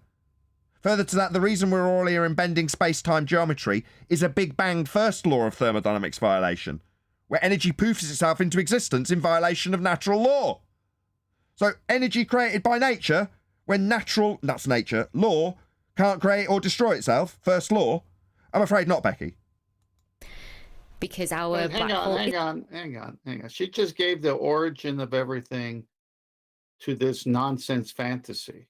No talk of a creator, no talk of design, no talk of the intricacies of DNA and life forms. It all is because of all this. That's why we're here. Some have speculated. Like we give a toss about the musings of you idiots, without any empiricism behind anything you say. I don't care about your speculation, Becky. It's an insult. Isn't active and isn't... Some have speculated it's the complete opposite of what I just described. Giving off any sort of outburst of high energy radiation that could have had a knock-on effect to any sort of life forming. No, definitely not, Becky. Life, that's reality. That's in our actual physical realm. That's dealt with by physics. Yeah, this isn't that. This is maths. So the maths causing life to be recreated? Definitely not, Becky. That's absurd. So maybe we should be quite thankful. Just a second. Well, they have never shown, with the exception of hydrogen, I think, they supposedly have created hydrogen through the use of a light. Right? Now, hydrogen is claimed to be just a positive and a negative. They've never actually shown that energy could create matter. They've never actually shown that it can do that. They've shown, obviously, sunlight interacts with the physical world and things grow and stuff like that. But they've never actually shown that what they would, let's say, the blanket term of energy can create matter. That outside of hydrogen, and hydrogen can be shown to create energy, outside of that, they haven't actually proven any of these things. Well, that our black hole is undermassive because it hasn't grown, because it hasn't been active. So when people say, how does it control us? Her last statement was that we had to be grateful because her claim of the size and scale of the super scary, capable of spaghettifying your body, scary black hole isn't bigger than it actually is. You better be grateful to the speculation about the world and the lights in the sky and the worldview that's been created by the stories of these men who look at the lights in the sky. You best be grateful, because it could have been absolutely devastating to us and life in general. So best be grateful to science. What, your pseudoscience stories? We should be grateful for them, Becky. I spit on that, you disgust me. Not going to be grateful to your nonsense assertions about what pseudo-4 space does and how your scaling values we've debunked better not be any bigger or they'd kill us. Yeah, your fear-based mind control doesn't work on us. It's pathetic. That happens now, would we just like not even see it? We'd just die instantly. I don't think we die instantly. And why are we talking about death? obviously there's also a very interesting issue here, is that light travel time as well. It could have already happened, but we wouldn't know about it yet because... Right, back to Becky making up nonsense about what happens in physical reality, about things happening before we see them. Yeah? Because that's what happens in 4D space-time when you've got a two-way speed of light based on an R value. We've debunked all of it. We started this off by debunking the two-way speed of light in the pre-show, Becky. You don't have anything to claim here. Because it's a couple of tens of thousands of light years away. No, definitely not. You haven't got to measure two-way speed of light, and what you've got in a calculation requires R. We've debunked it. That's why we keep telling you that none of the scary scales of things matter in your pseudo-4 space-time bending. So it would take the light from any outburst to 20,000 years or so to reach us. Should it? Based on a scaling value of R to give you that distance? Definitely not. We've debunked it. Which is, you know, interesting idea. Just clarify how we've debunked it. If the Earth was a sphere, radius 3959, then every distance to the horizon, that's the measurement of Earth curve, could be no more than 1.2 times the square root of the observer's height in feet. That's the distance and maths laid down by the Earth curve mathematics based on a radius value of an Earth sphere that we are supposed to be standing on. Now, if that was the case, then that would make Earth have a hill in the way between you and things in the distance, exactly as claimed by the globe Earth. We're all familiar. The boat's gone over the horizon. That's Earth curve. Right. Well, that would mean the hill could be no more than its limitations suggest in those maths. And we can show a horizon that's not Earth curve way beyond things that it would be in the way of. Now, physical hills don't get in the way. Don't move with weather, rather, if they're claimed to be getting in the way. Ergo, when Al Biruni goes up a mountain, he measured off a flat plane with elevation angles to derive a geometric value of R from a physical geometric sphere edge horizon. It can't be your derived R value calculation, because the horizon is beyond limitations that geometry would necessitate. So if you haven't got a physical geometric sphere edge to measure, like Al Biruni has claimed to do after getting the height of the mountain off a flat plane, then you haven't got an R value to use in these maths to claim scary sizes of black holes in pseudo-geometry. You'll need R. We've debunked it. Go and look at an image called the Black Swan, where the horizon claimed to be blocking oil rigs at 1.2 times the square root of the observer's height in feet if it's capable of measurement to give you R. Beyond its geometric limitations, therefore not a hill in the way, not Earth curve, not capable of giving you an R measurement, debunking every word you say. So it could have happened 15,000 years ago and we won't know for another 5,000 years. So what? It could have happened, but we won't know for another 5,000 years, making this completely benign. But also then that outburst from it also would take that long to reach us as well. If you had an R value to scale and tell us how far these stars are, you haven't, so this is nonsense. So I think it would be a slow ramp-up kind of event, because what you would see... You think it would be? You're just going to now launch into another Just So story about what you think? Oh, has she got a crystal ball out in front of her again? Is she going to tell you about the future not being set? Is you'd also see the gas that was going to fuel that growth, fuel that activity coming... Sorry, growth from gas. So she's got gas pooling together to make things grow in violation of the second law of thermodynamics. Gas expands in all directions at whatever speed it's travelling, in whatever direction it's travelling, until it collides with something. She's just described the violation of natural law to grow planets. Coming in as well? Coming in? No, gas expands. Doesn't go in, entropy goes in one direction. We did see a while back, I think it was back in 2017, something like that. We saw this gas cloud. Gas cloud? In a sky vacuum? You saw that, did you? You saw a natural law violation in the form of a gas cloud not dispersing into a sky vacuum. Definitely not. That's not what you saw, Becky. You just think that's what you saw because you think the sky's a vacuum and there's natural law violations all over it. Definitely not what you saw. That would be a natural law violation. Coming in towards the black hole in the center, and we thought we were going to get a bit of a show. It wasn't big enough to, cause a huge amount of activity, but it would have been a brief sort of firework. A bit of light in the sky is what you saw. That's what she's describing. She saw a light in the sky. We were hoping for a more exciting light, but it wasn't. Works kind of thing. But it managed to loop around unscathed and loop back to describing orbital motion. Barely scratched by the black hole, and it was a bit of a letdown in the end. Scratched, like physically, because lights in the sky physically scratch things. The gases, in violation of natural law.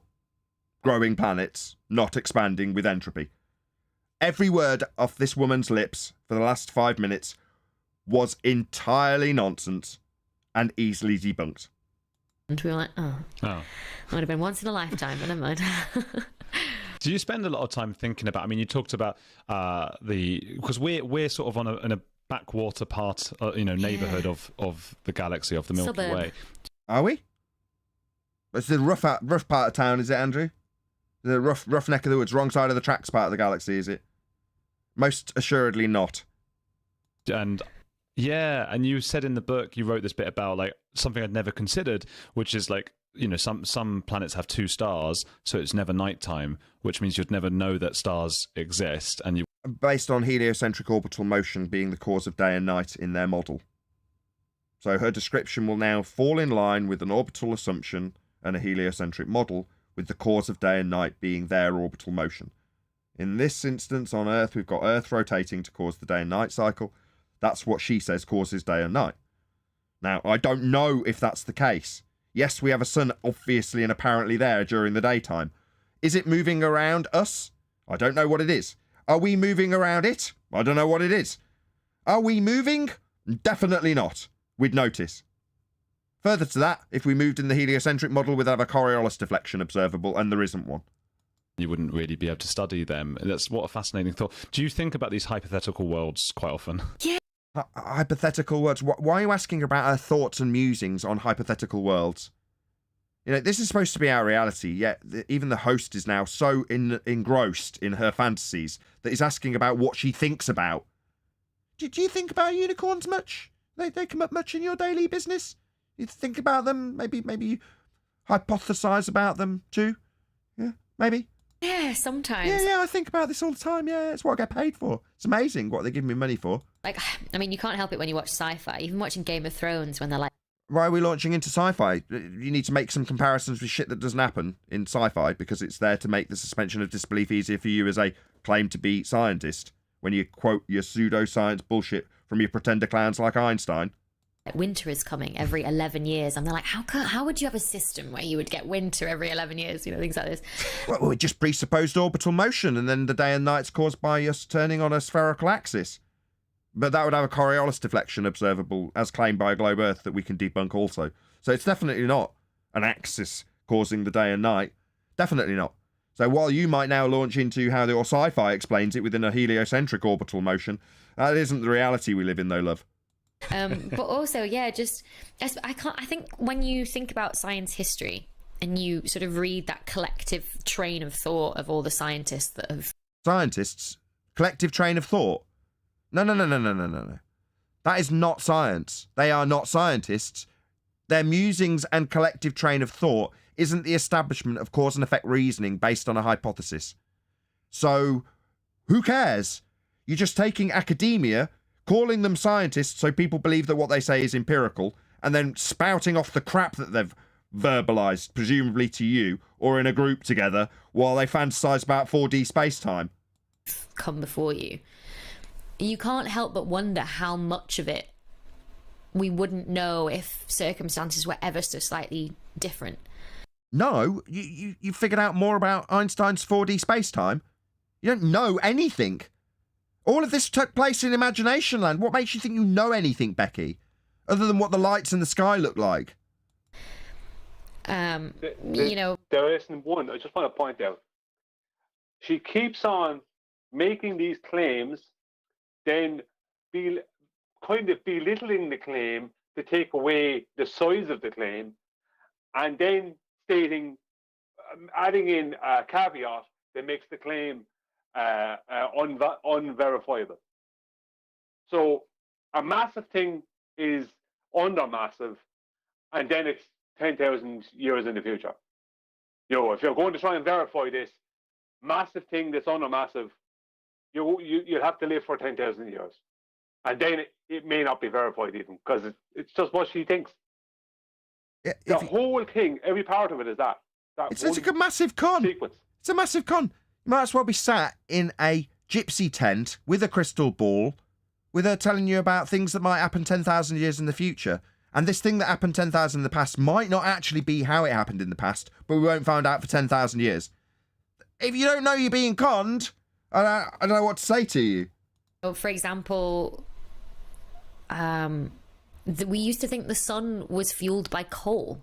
Yeah, we used to think all sorts of crap. But obviously there's empirical methods that are used to establish causes of effects. So when you see the sun and say, oh, that's caused by coal burning, yeah, that's just some shite that someone who was like you spouted years ago.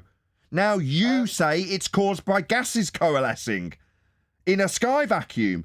How is that any different to someone saying it's bloody coal burning? It's no different. Yeah. Most likely because in the Industrial Revolution, that's what our fuel was, you know? And it's almost like, well, if we hadn't had... And then those assumptions on whether it was fueled by coal led to lots of other different things in the dismissal, and us realising that the Earth was even older than we thought because the sun couldn't possibly be fueled for that long.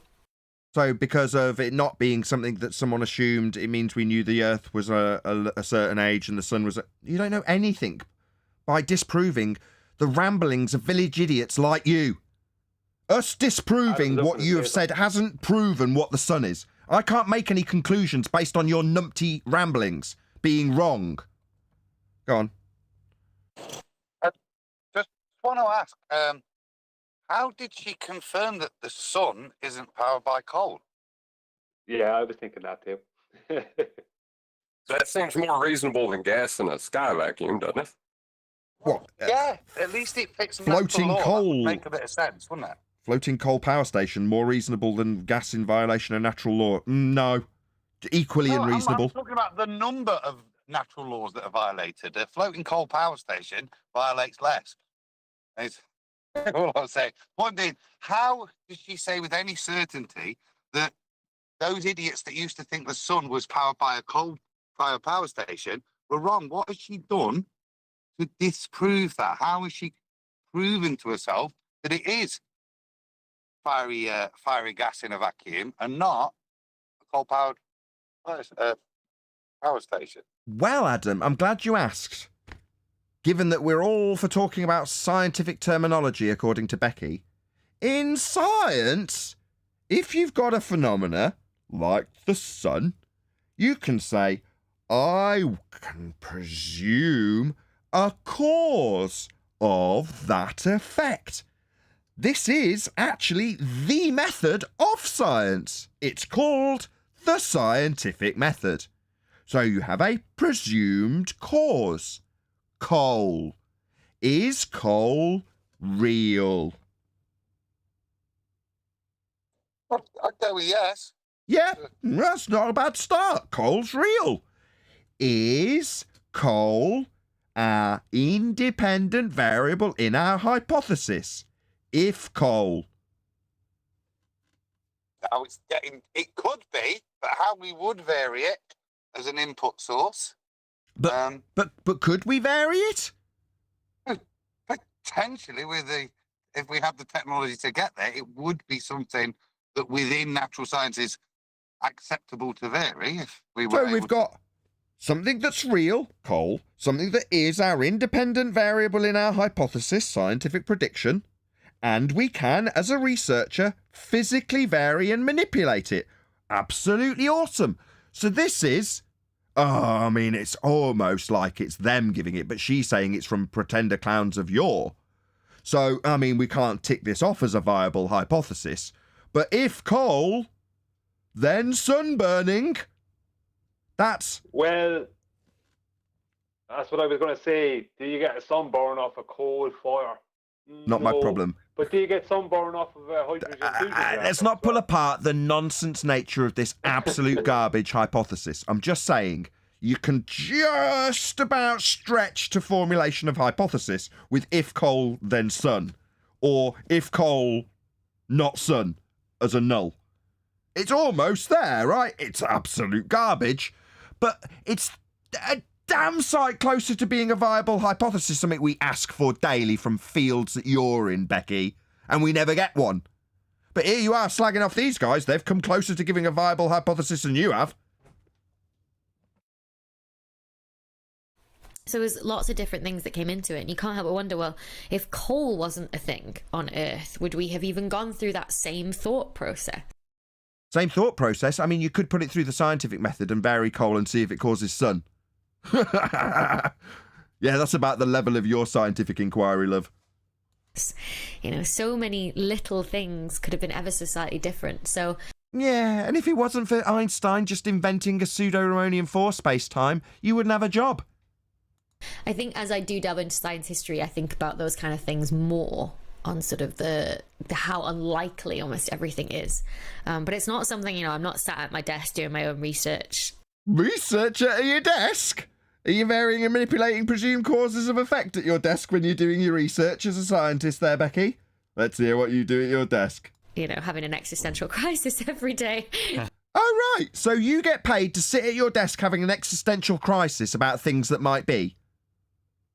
It's a fucking outrage. Who pays this woman to have existential crises at her desk and claim that she's doing science? Thinking about these kind of things. Thinking about them, are you, Becky, while you have your existential crises? Is that what you do? You get paid for that? Oh, no wonder she's smiling.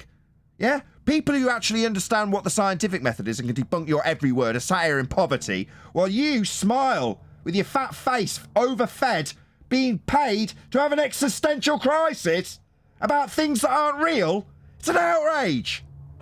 Certainly is. She gets paid well, Nathan. Not paid well. Yeah, to think about this shit.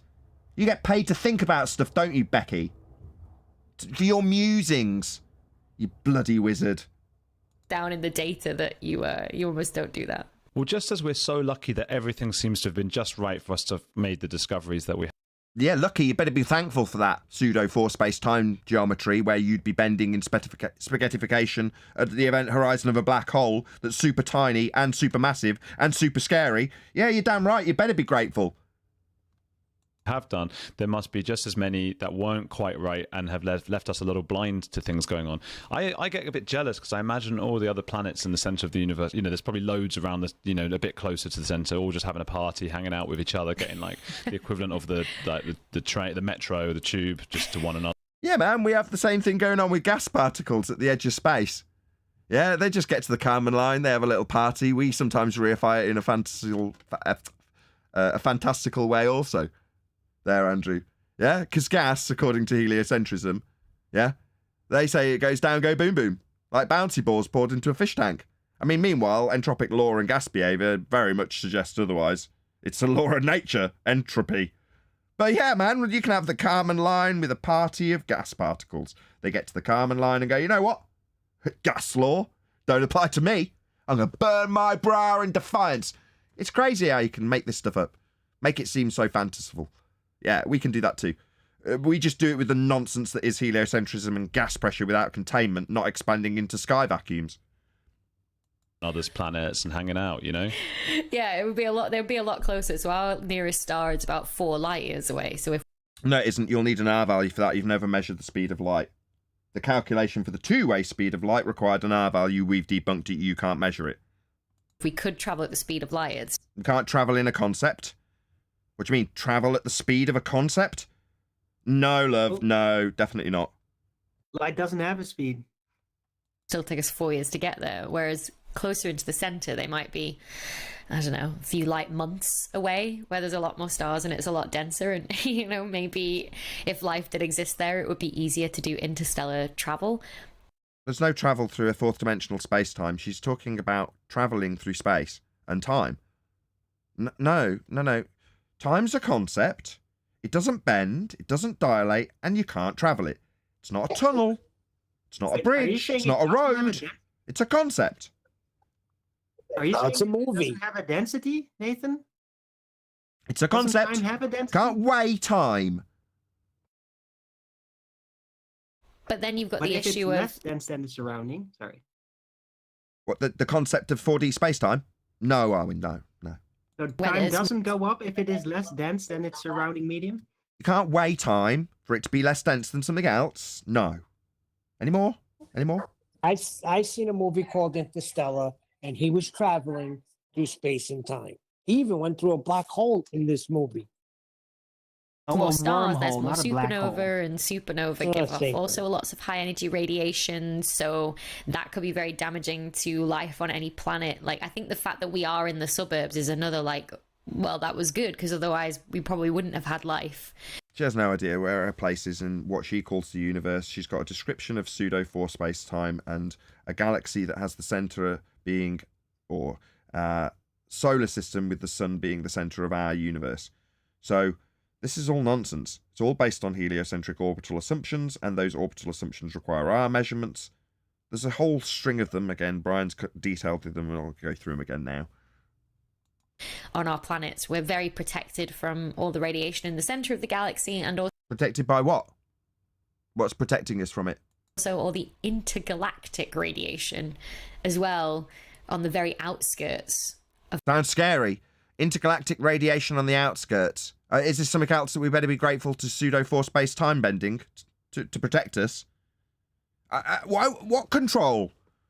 It's not like this is all really scary stuff that's made up in a time dimension that we're not living in, that we need to be fearful of and grateful for.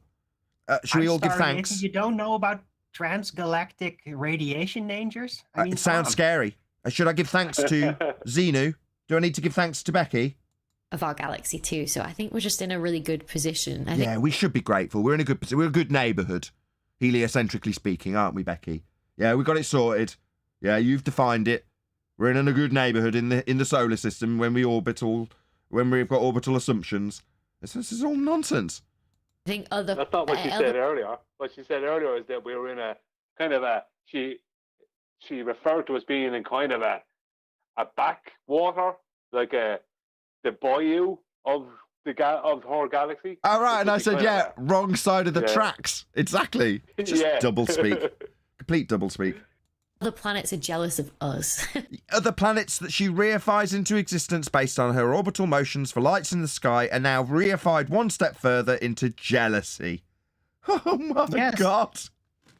Because they're all our cousins. They have feelings too. You know, a rock can be jealous of another rock. No, that's a misapprehension about the heliocentric description of the elements forming in the heart of dying stars and then blasting out into the known universe to form on other planets to then grow into the primordial soup to then form life. Well, that has the elements of life being created in stars. It doesn't mean that stars have got opinions, attitudes, and can be reified into jealousy. But you can't really exclude it either. Yeah, you can. Even in their model. Okay. Rather than the other way around. I was just thinking, you started your book with this dizzying description of how fast everything moves around each other. You'll need R for that. Part of the measurements and maths that she will have utilised has an R value in it. We've debunked it. They can't measure it. They don't have a geometric sphere edge horizon to measure it with. When they did, they had enough flat earth height of the mountain to get it from. Every bit of it's debunked. None of this will be true. The Also, Earth around the sun, the solar system around the galaxy, and the galaxy around everything else. Go on, John. I was just going to say the Coriolis effect shows that those motions aren't happening either. You know, like the R value, she's presupposing to put things into motion, and then she'll describe it as us from a non-inertial turning reference frame. We've debunked all of that. None of that's happening. Right on. So let's say Tom Cruise is on that spacewalk. He isn't. He's lying. If Tom Cruise starts to assert at any point that he's been out to outer space and walked in a sky vacuum, I'll be calling Tom Cruise a liar and debunking Tom Cruise personally, simultaneously also debunking all of his assertions within his religion that's a spin-off of heliocentrism. So I will be debunking Scientology as a faith at its heart of heliocentrism should Tom Cruise lie about being in an outer space sky vacuum in violation of natural law. So Tom better not suggest it, because then he becomes a fish in our pond, lying about sky vacuums that he hasn't walked in. And I guess this question's a little bit like another thing I don't understand, which is like... Yeah, go ahead. Point out that he described her book as a dizzying, journey through whatever the heliocentric nonsense. Dizzy that was the word I couldn't come up with to describe her, was it yesterday? Dizzy, that's how you would describe her, isn't it? Dizzy. She goes around, look at her eyes, she's dizzy going around the place. She's just in wonder with all this amazement. That's it. It's just like, it's crazy. Why, when you jump on a train, why doesn't the train continue? Why do you go with the train or whatever? If he's gone on that spacewalk, why hasn't the Earth and the solar system and even our galaxy just gone straight past him? And he's like, oh God, I'm on my own. So this is a very good question. Tell me he's not a good journalist now. He's just asked about an actual globe Earth claim that is claimed to be real. So what he's asking is, does Earth have Coriolis effect? Because that's what he's just described. He's just described a non-inertial turning reference frame turning beneath an inertial reference frame and asked if the item in the inertial reference frame would appear to drift if you were watching it from the inertial. Non-inertial, that's the turning reference frame. In other words, would he just whiz away? That's actually a globe Earth claim. It's Coriolis effect. Go on, whoever that was. Yeah, her response is perfect. Immediately, very charmy, giggling, like, ha ha ha. Oh, Yep, look at how she cute I laughed. am. Let's see how she does. This is one of those things that I'm really sharp on. Well, thankfully, I don't know whether you'd argue about my use of the word thankfully. Thankfully, he's still tethered to the Earth system. Excuse me? Did you just say tethered to the Earth system? Yep. So he's got a great big piece of rope to the ground, keeping him in the non-inertial turning reference frame. Because if not, you're about to debunk the second reference frame that is claimed to prove Earth spins, Becky. Let's see how this goes. Through gravity. Right. So, So did you say he's tethered to Earth through gravity? Oh dear, Becky. Au contraire. Do we need Cox to correct you, dumbass? No, Becky.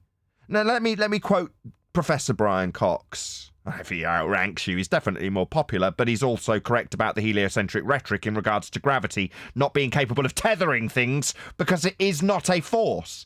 There isn't really a force of gravity at all. End quote. Professor Brian Cox. Maybe George Musa, Scientific American editor.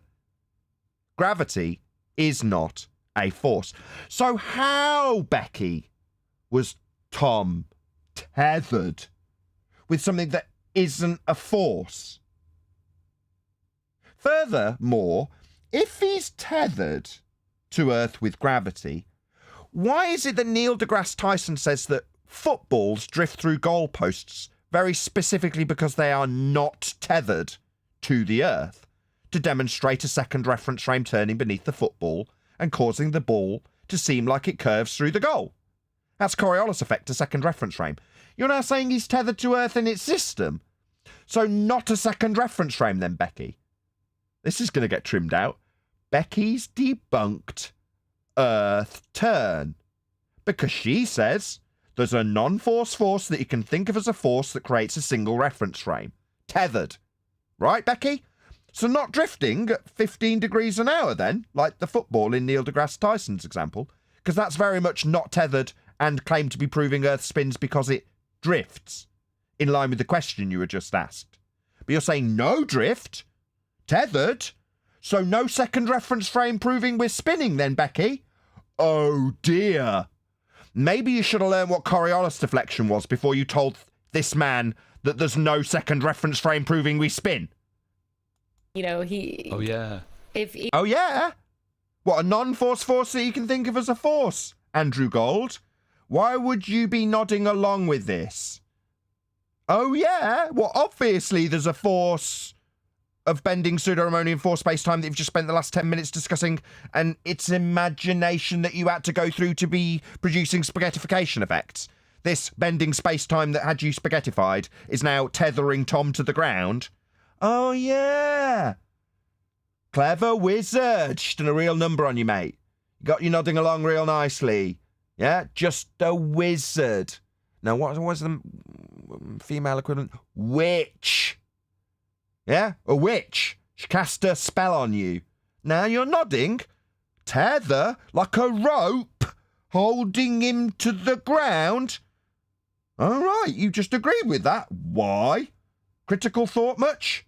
Even if he pushes himself away from the International Space Station, for example, that's still tied to the Earth. Tied, like with rope? Non-force force that you can think of as a force, like a rope tying him to the ground? She's using words that reify a force from a 4D space-time. That isn't a force. It's pull of gravity, it's in... Pull? No pull. Not really a force of gravity at all, end quote, Cox. Gravity is not a force, end quote, Musa. Part of this aren't you getting, Becky? You just catch all examples that debunk Earth turn with forces holding and tethering things that are tied to Earth. What, with an imaginary rope? The imaginary 4D space-time rope? That's not a force? Is that what's tethering him and tying him? You clown? Why are you making this shit up, Becky? Do you not know what Coriolis is? What an embarrassment. Second reference frame's supposed to be in effect. What about the ball drifting through the goal, Becky? Was that tethered? So you've debunked Tyson now, have you, Becky?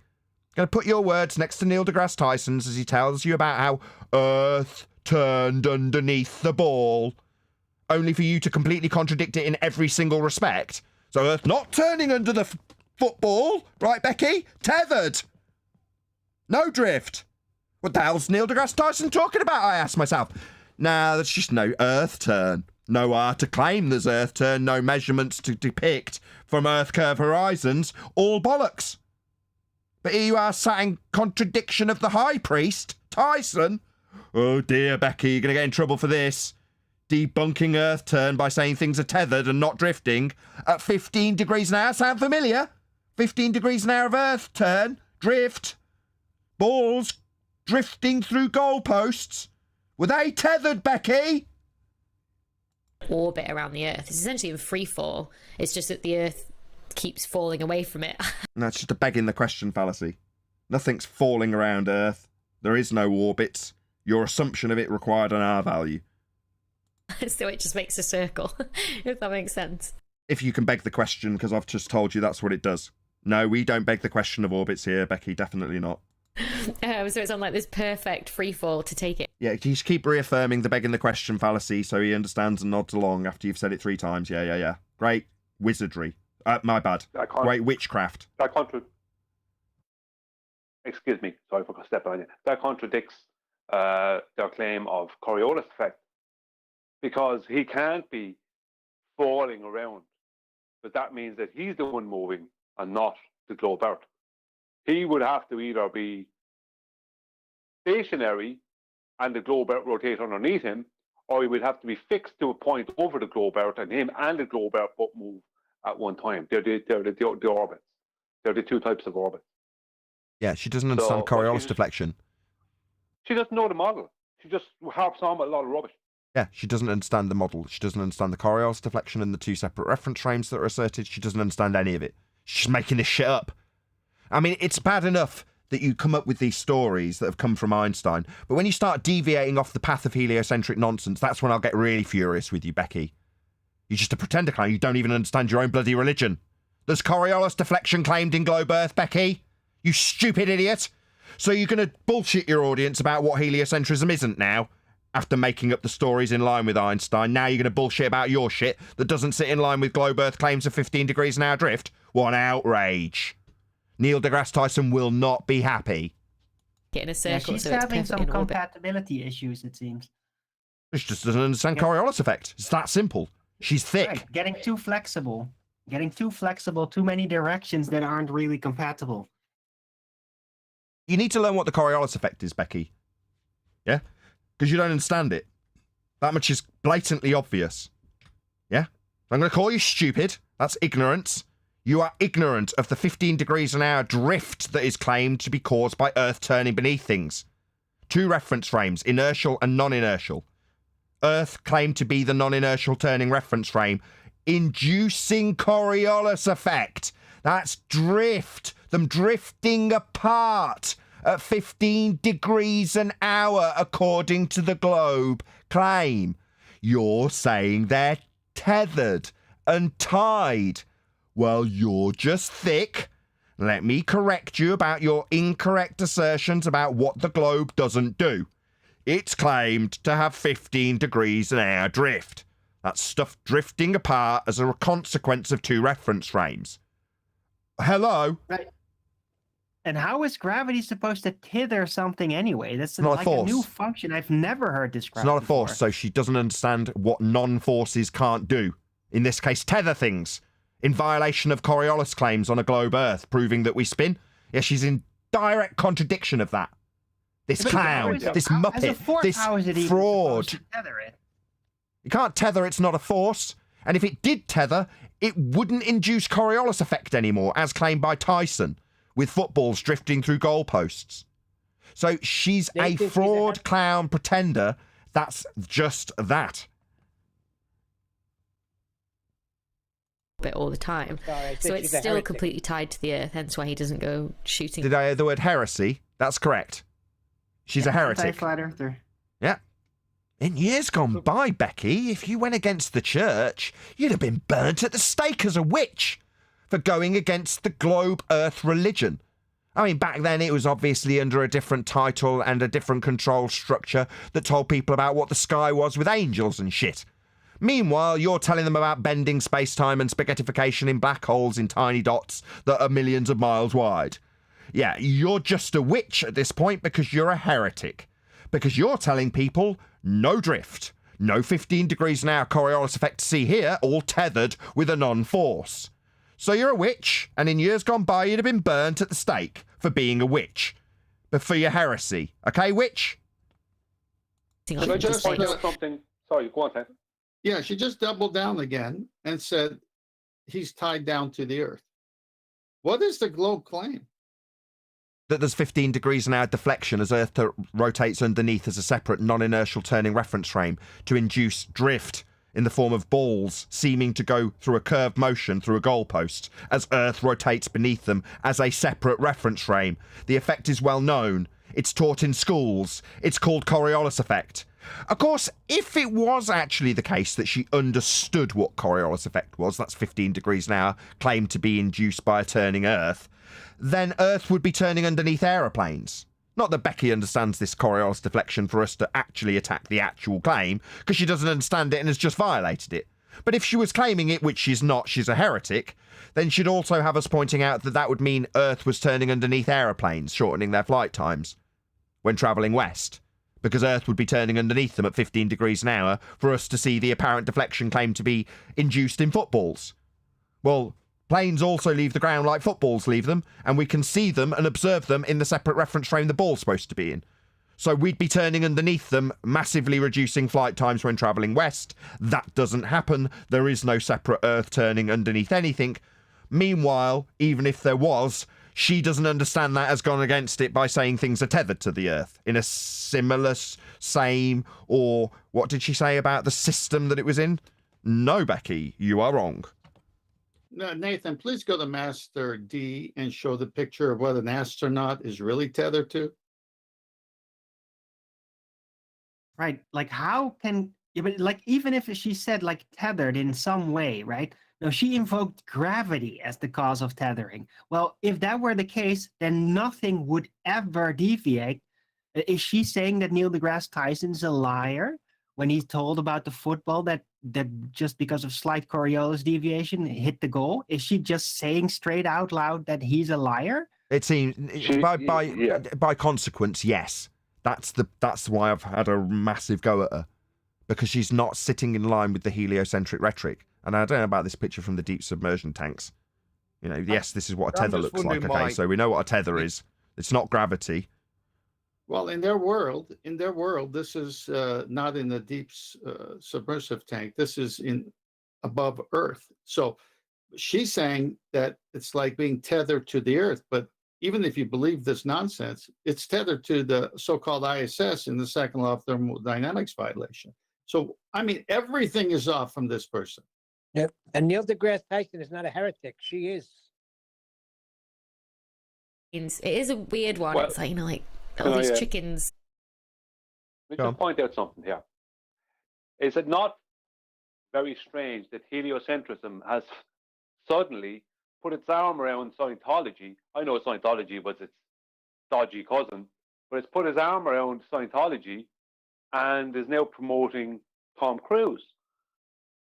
I mean, why does heliocentrism suddenly feel like they need to do that? Because they're one of the same thing. Because they're brothers. Because they're the same thing. Right. I know they're the same thing, but up until now, they haven't done that. Scientology has been this kind of dodgy, kind of outsider group that has beliefs about space and different things. And I know it's all part of heliocentrism, but oh, I see what you're doing. This. I know, I've got you. Follow. Hold on, Brian's putting something down, and I want to pick it up. Yeah, I agree, Brian. If you're watching this and you're an anti-flat earther, now's really the ideal time to actually get in on the heliocentric religion. You know, before it, gets, overpopulated with people deserting the globe Earth because it isn't one. If you still want to be part of that, there'll only be one way into that. Your dying belief will just be labelled Scientology. What a name. Scientology. How appropriate. Yeah. I take a little different viewpoint, but on the same tone of Brian, though. I think it's the other way around. They need Maverick to help them out because they're dying.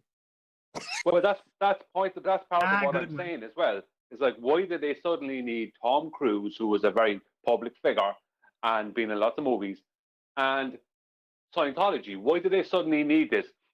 Because they need popularity. Because Tom Cruise. I think Brian's got a point he actually wants to make, and I've stepped on him, and now you are, Almin. Go ahead, Brian. Thank you, Nathan. Yeah, because Scientology gives a more complete outcome. If you look at what it is, it has a more complete philosophy to it.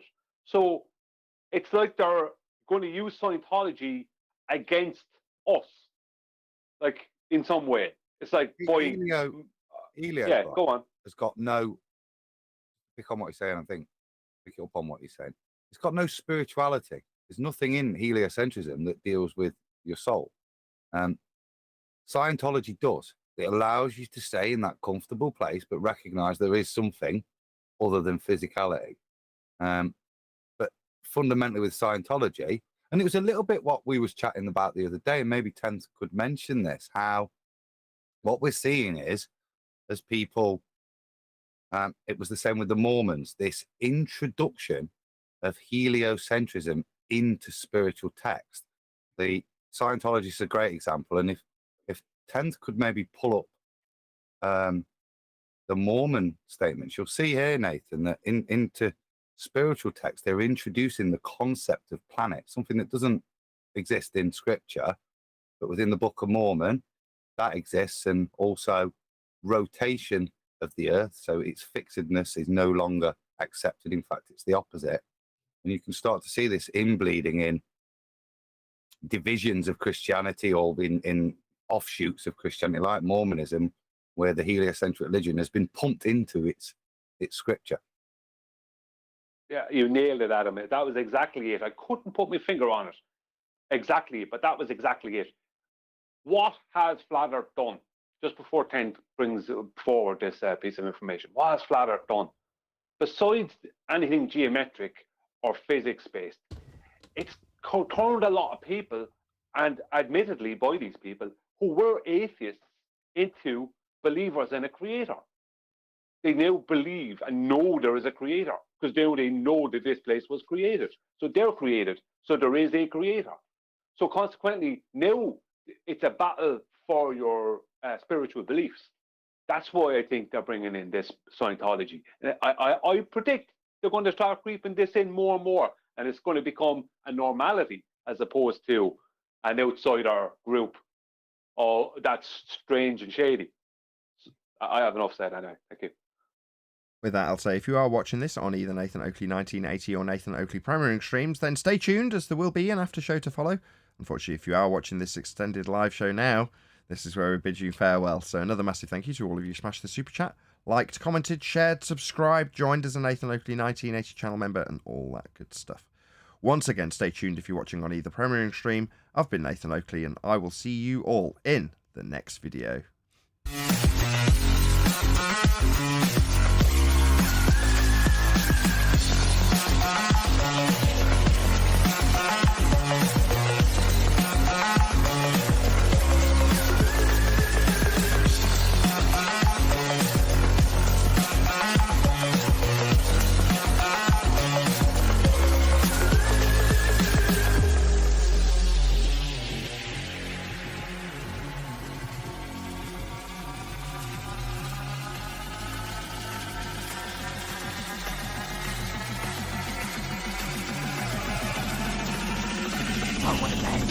What a lovely day!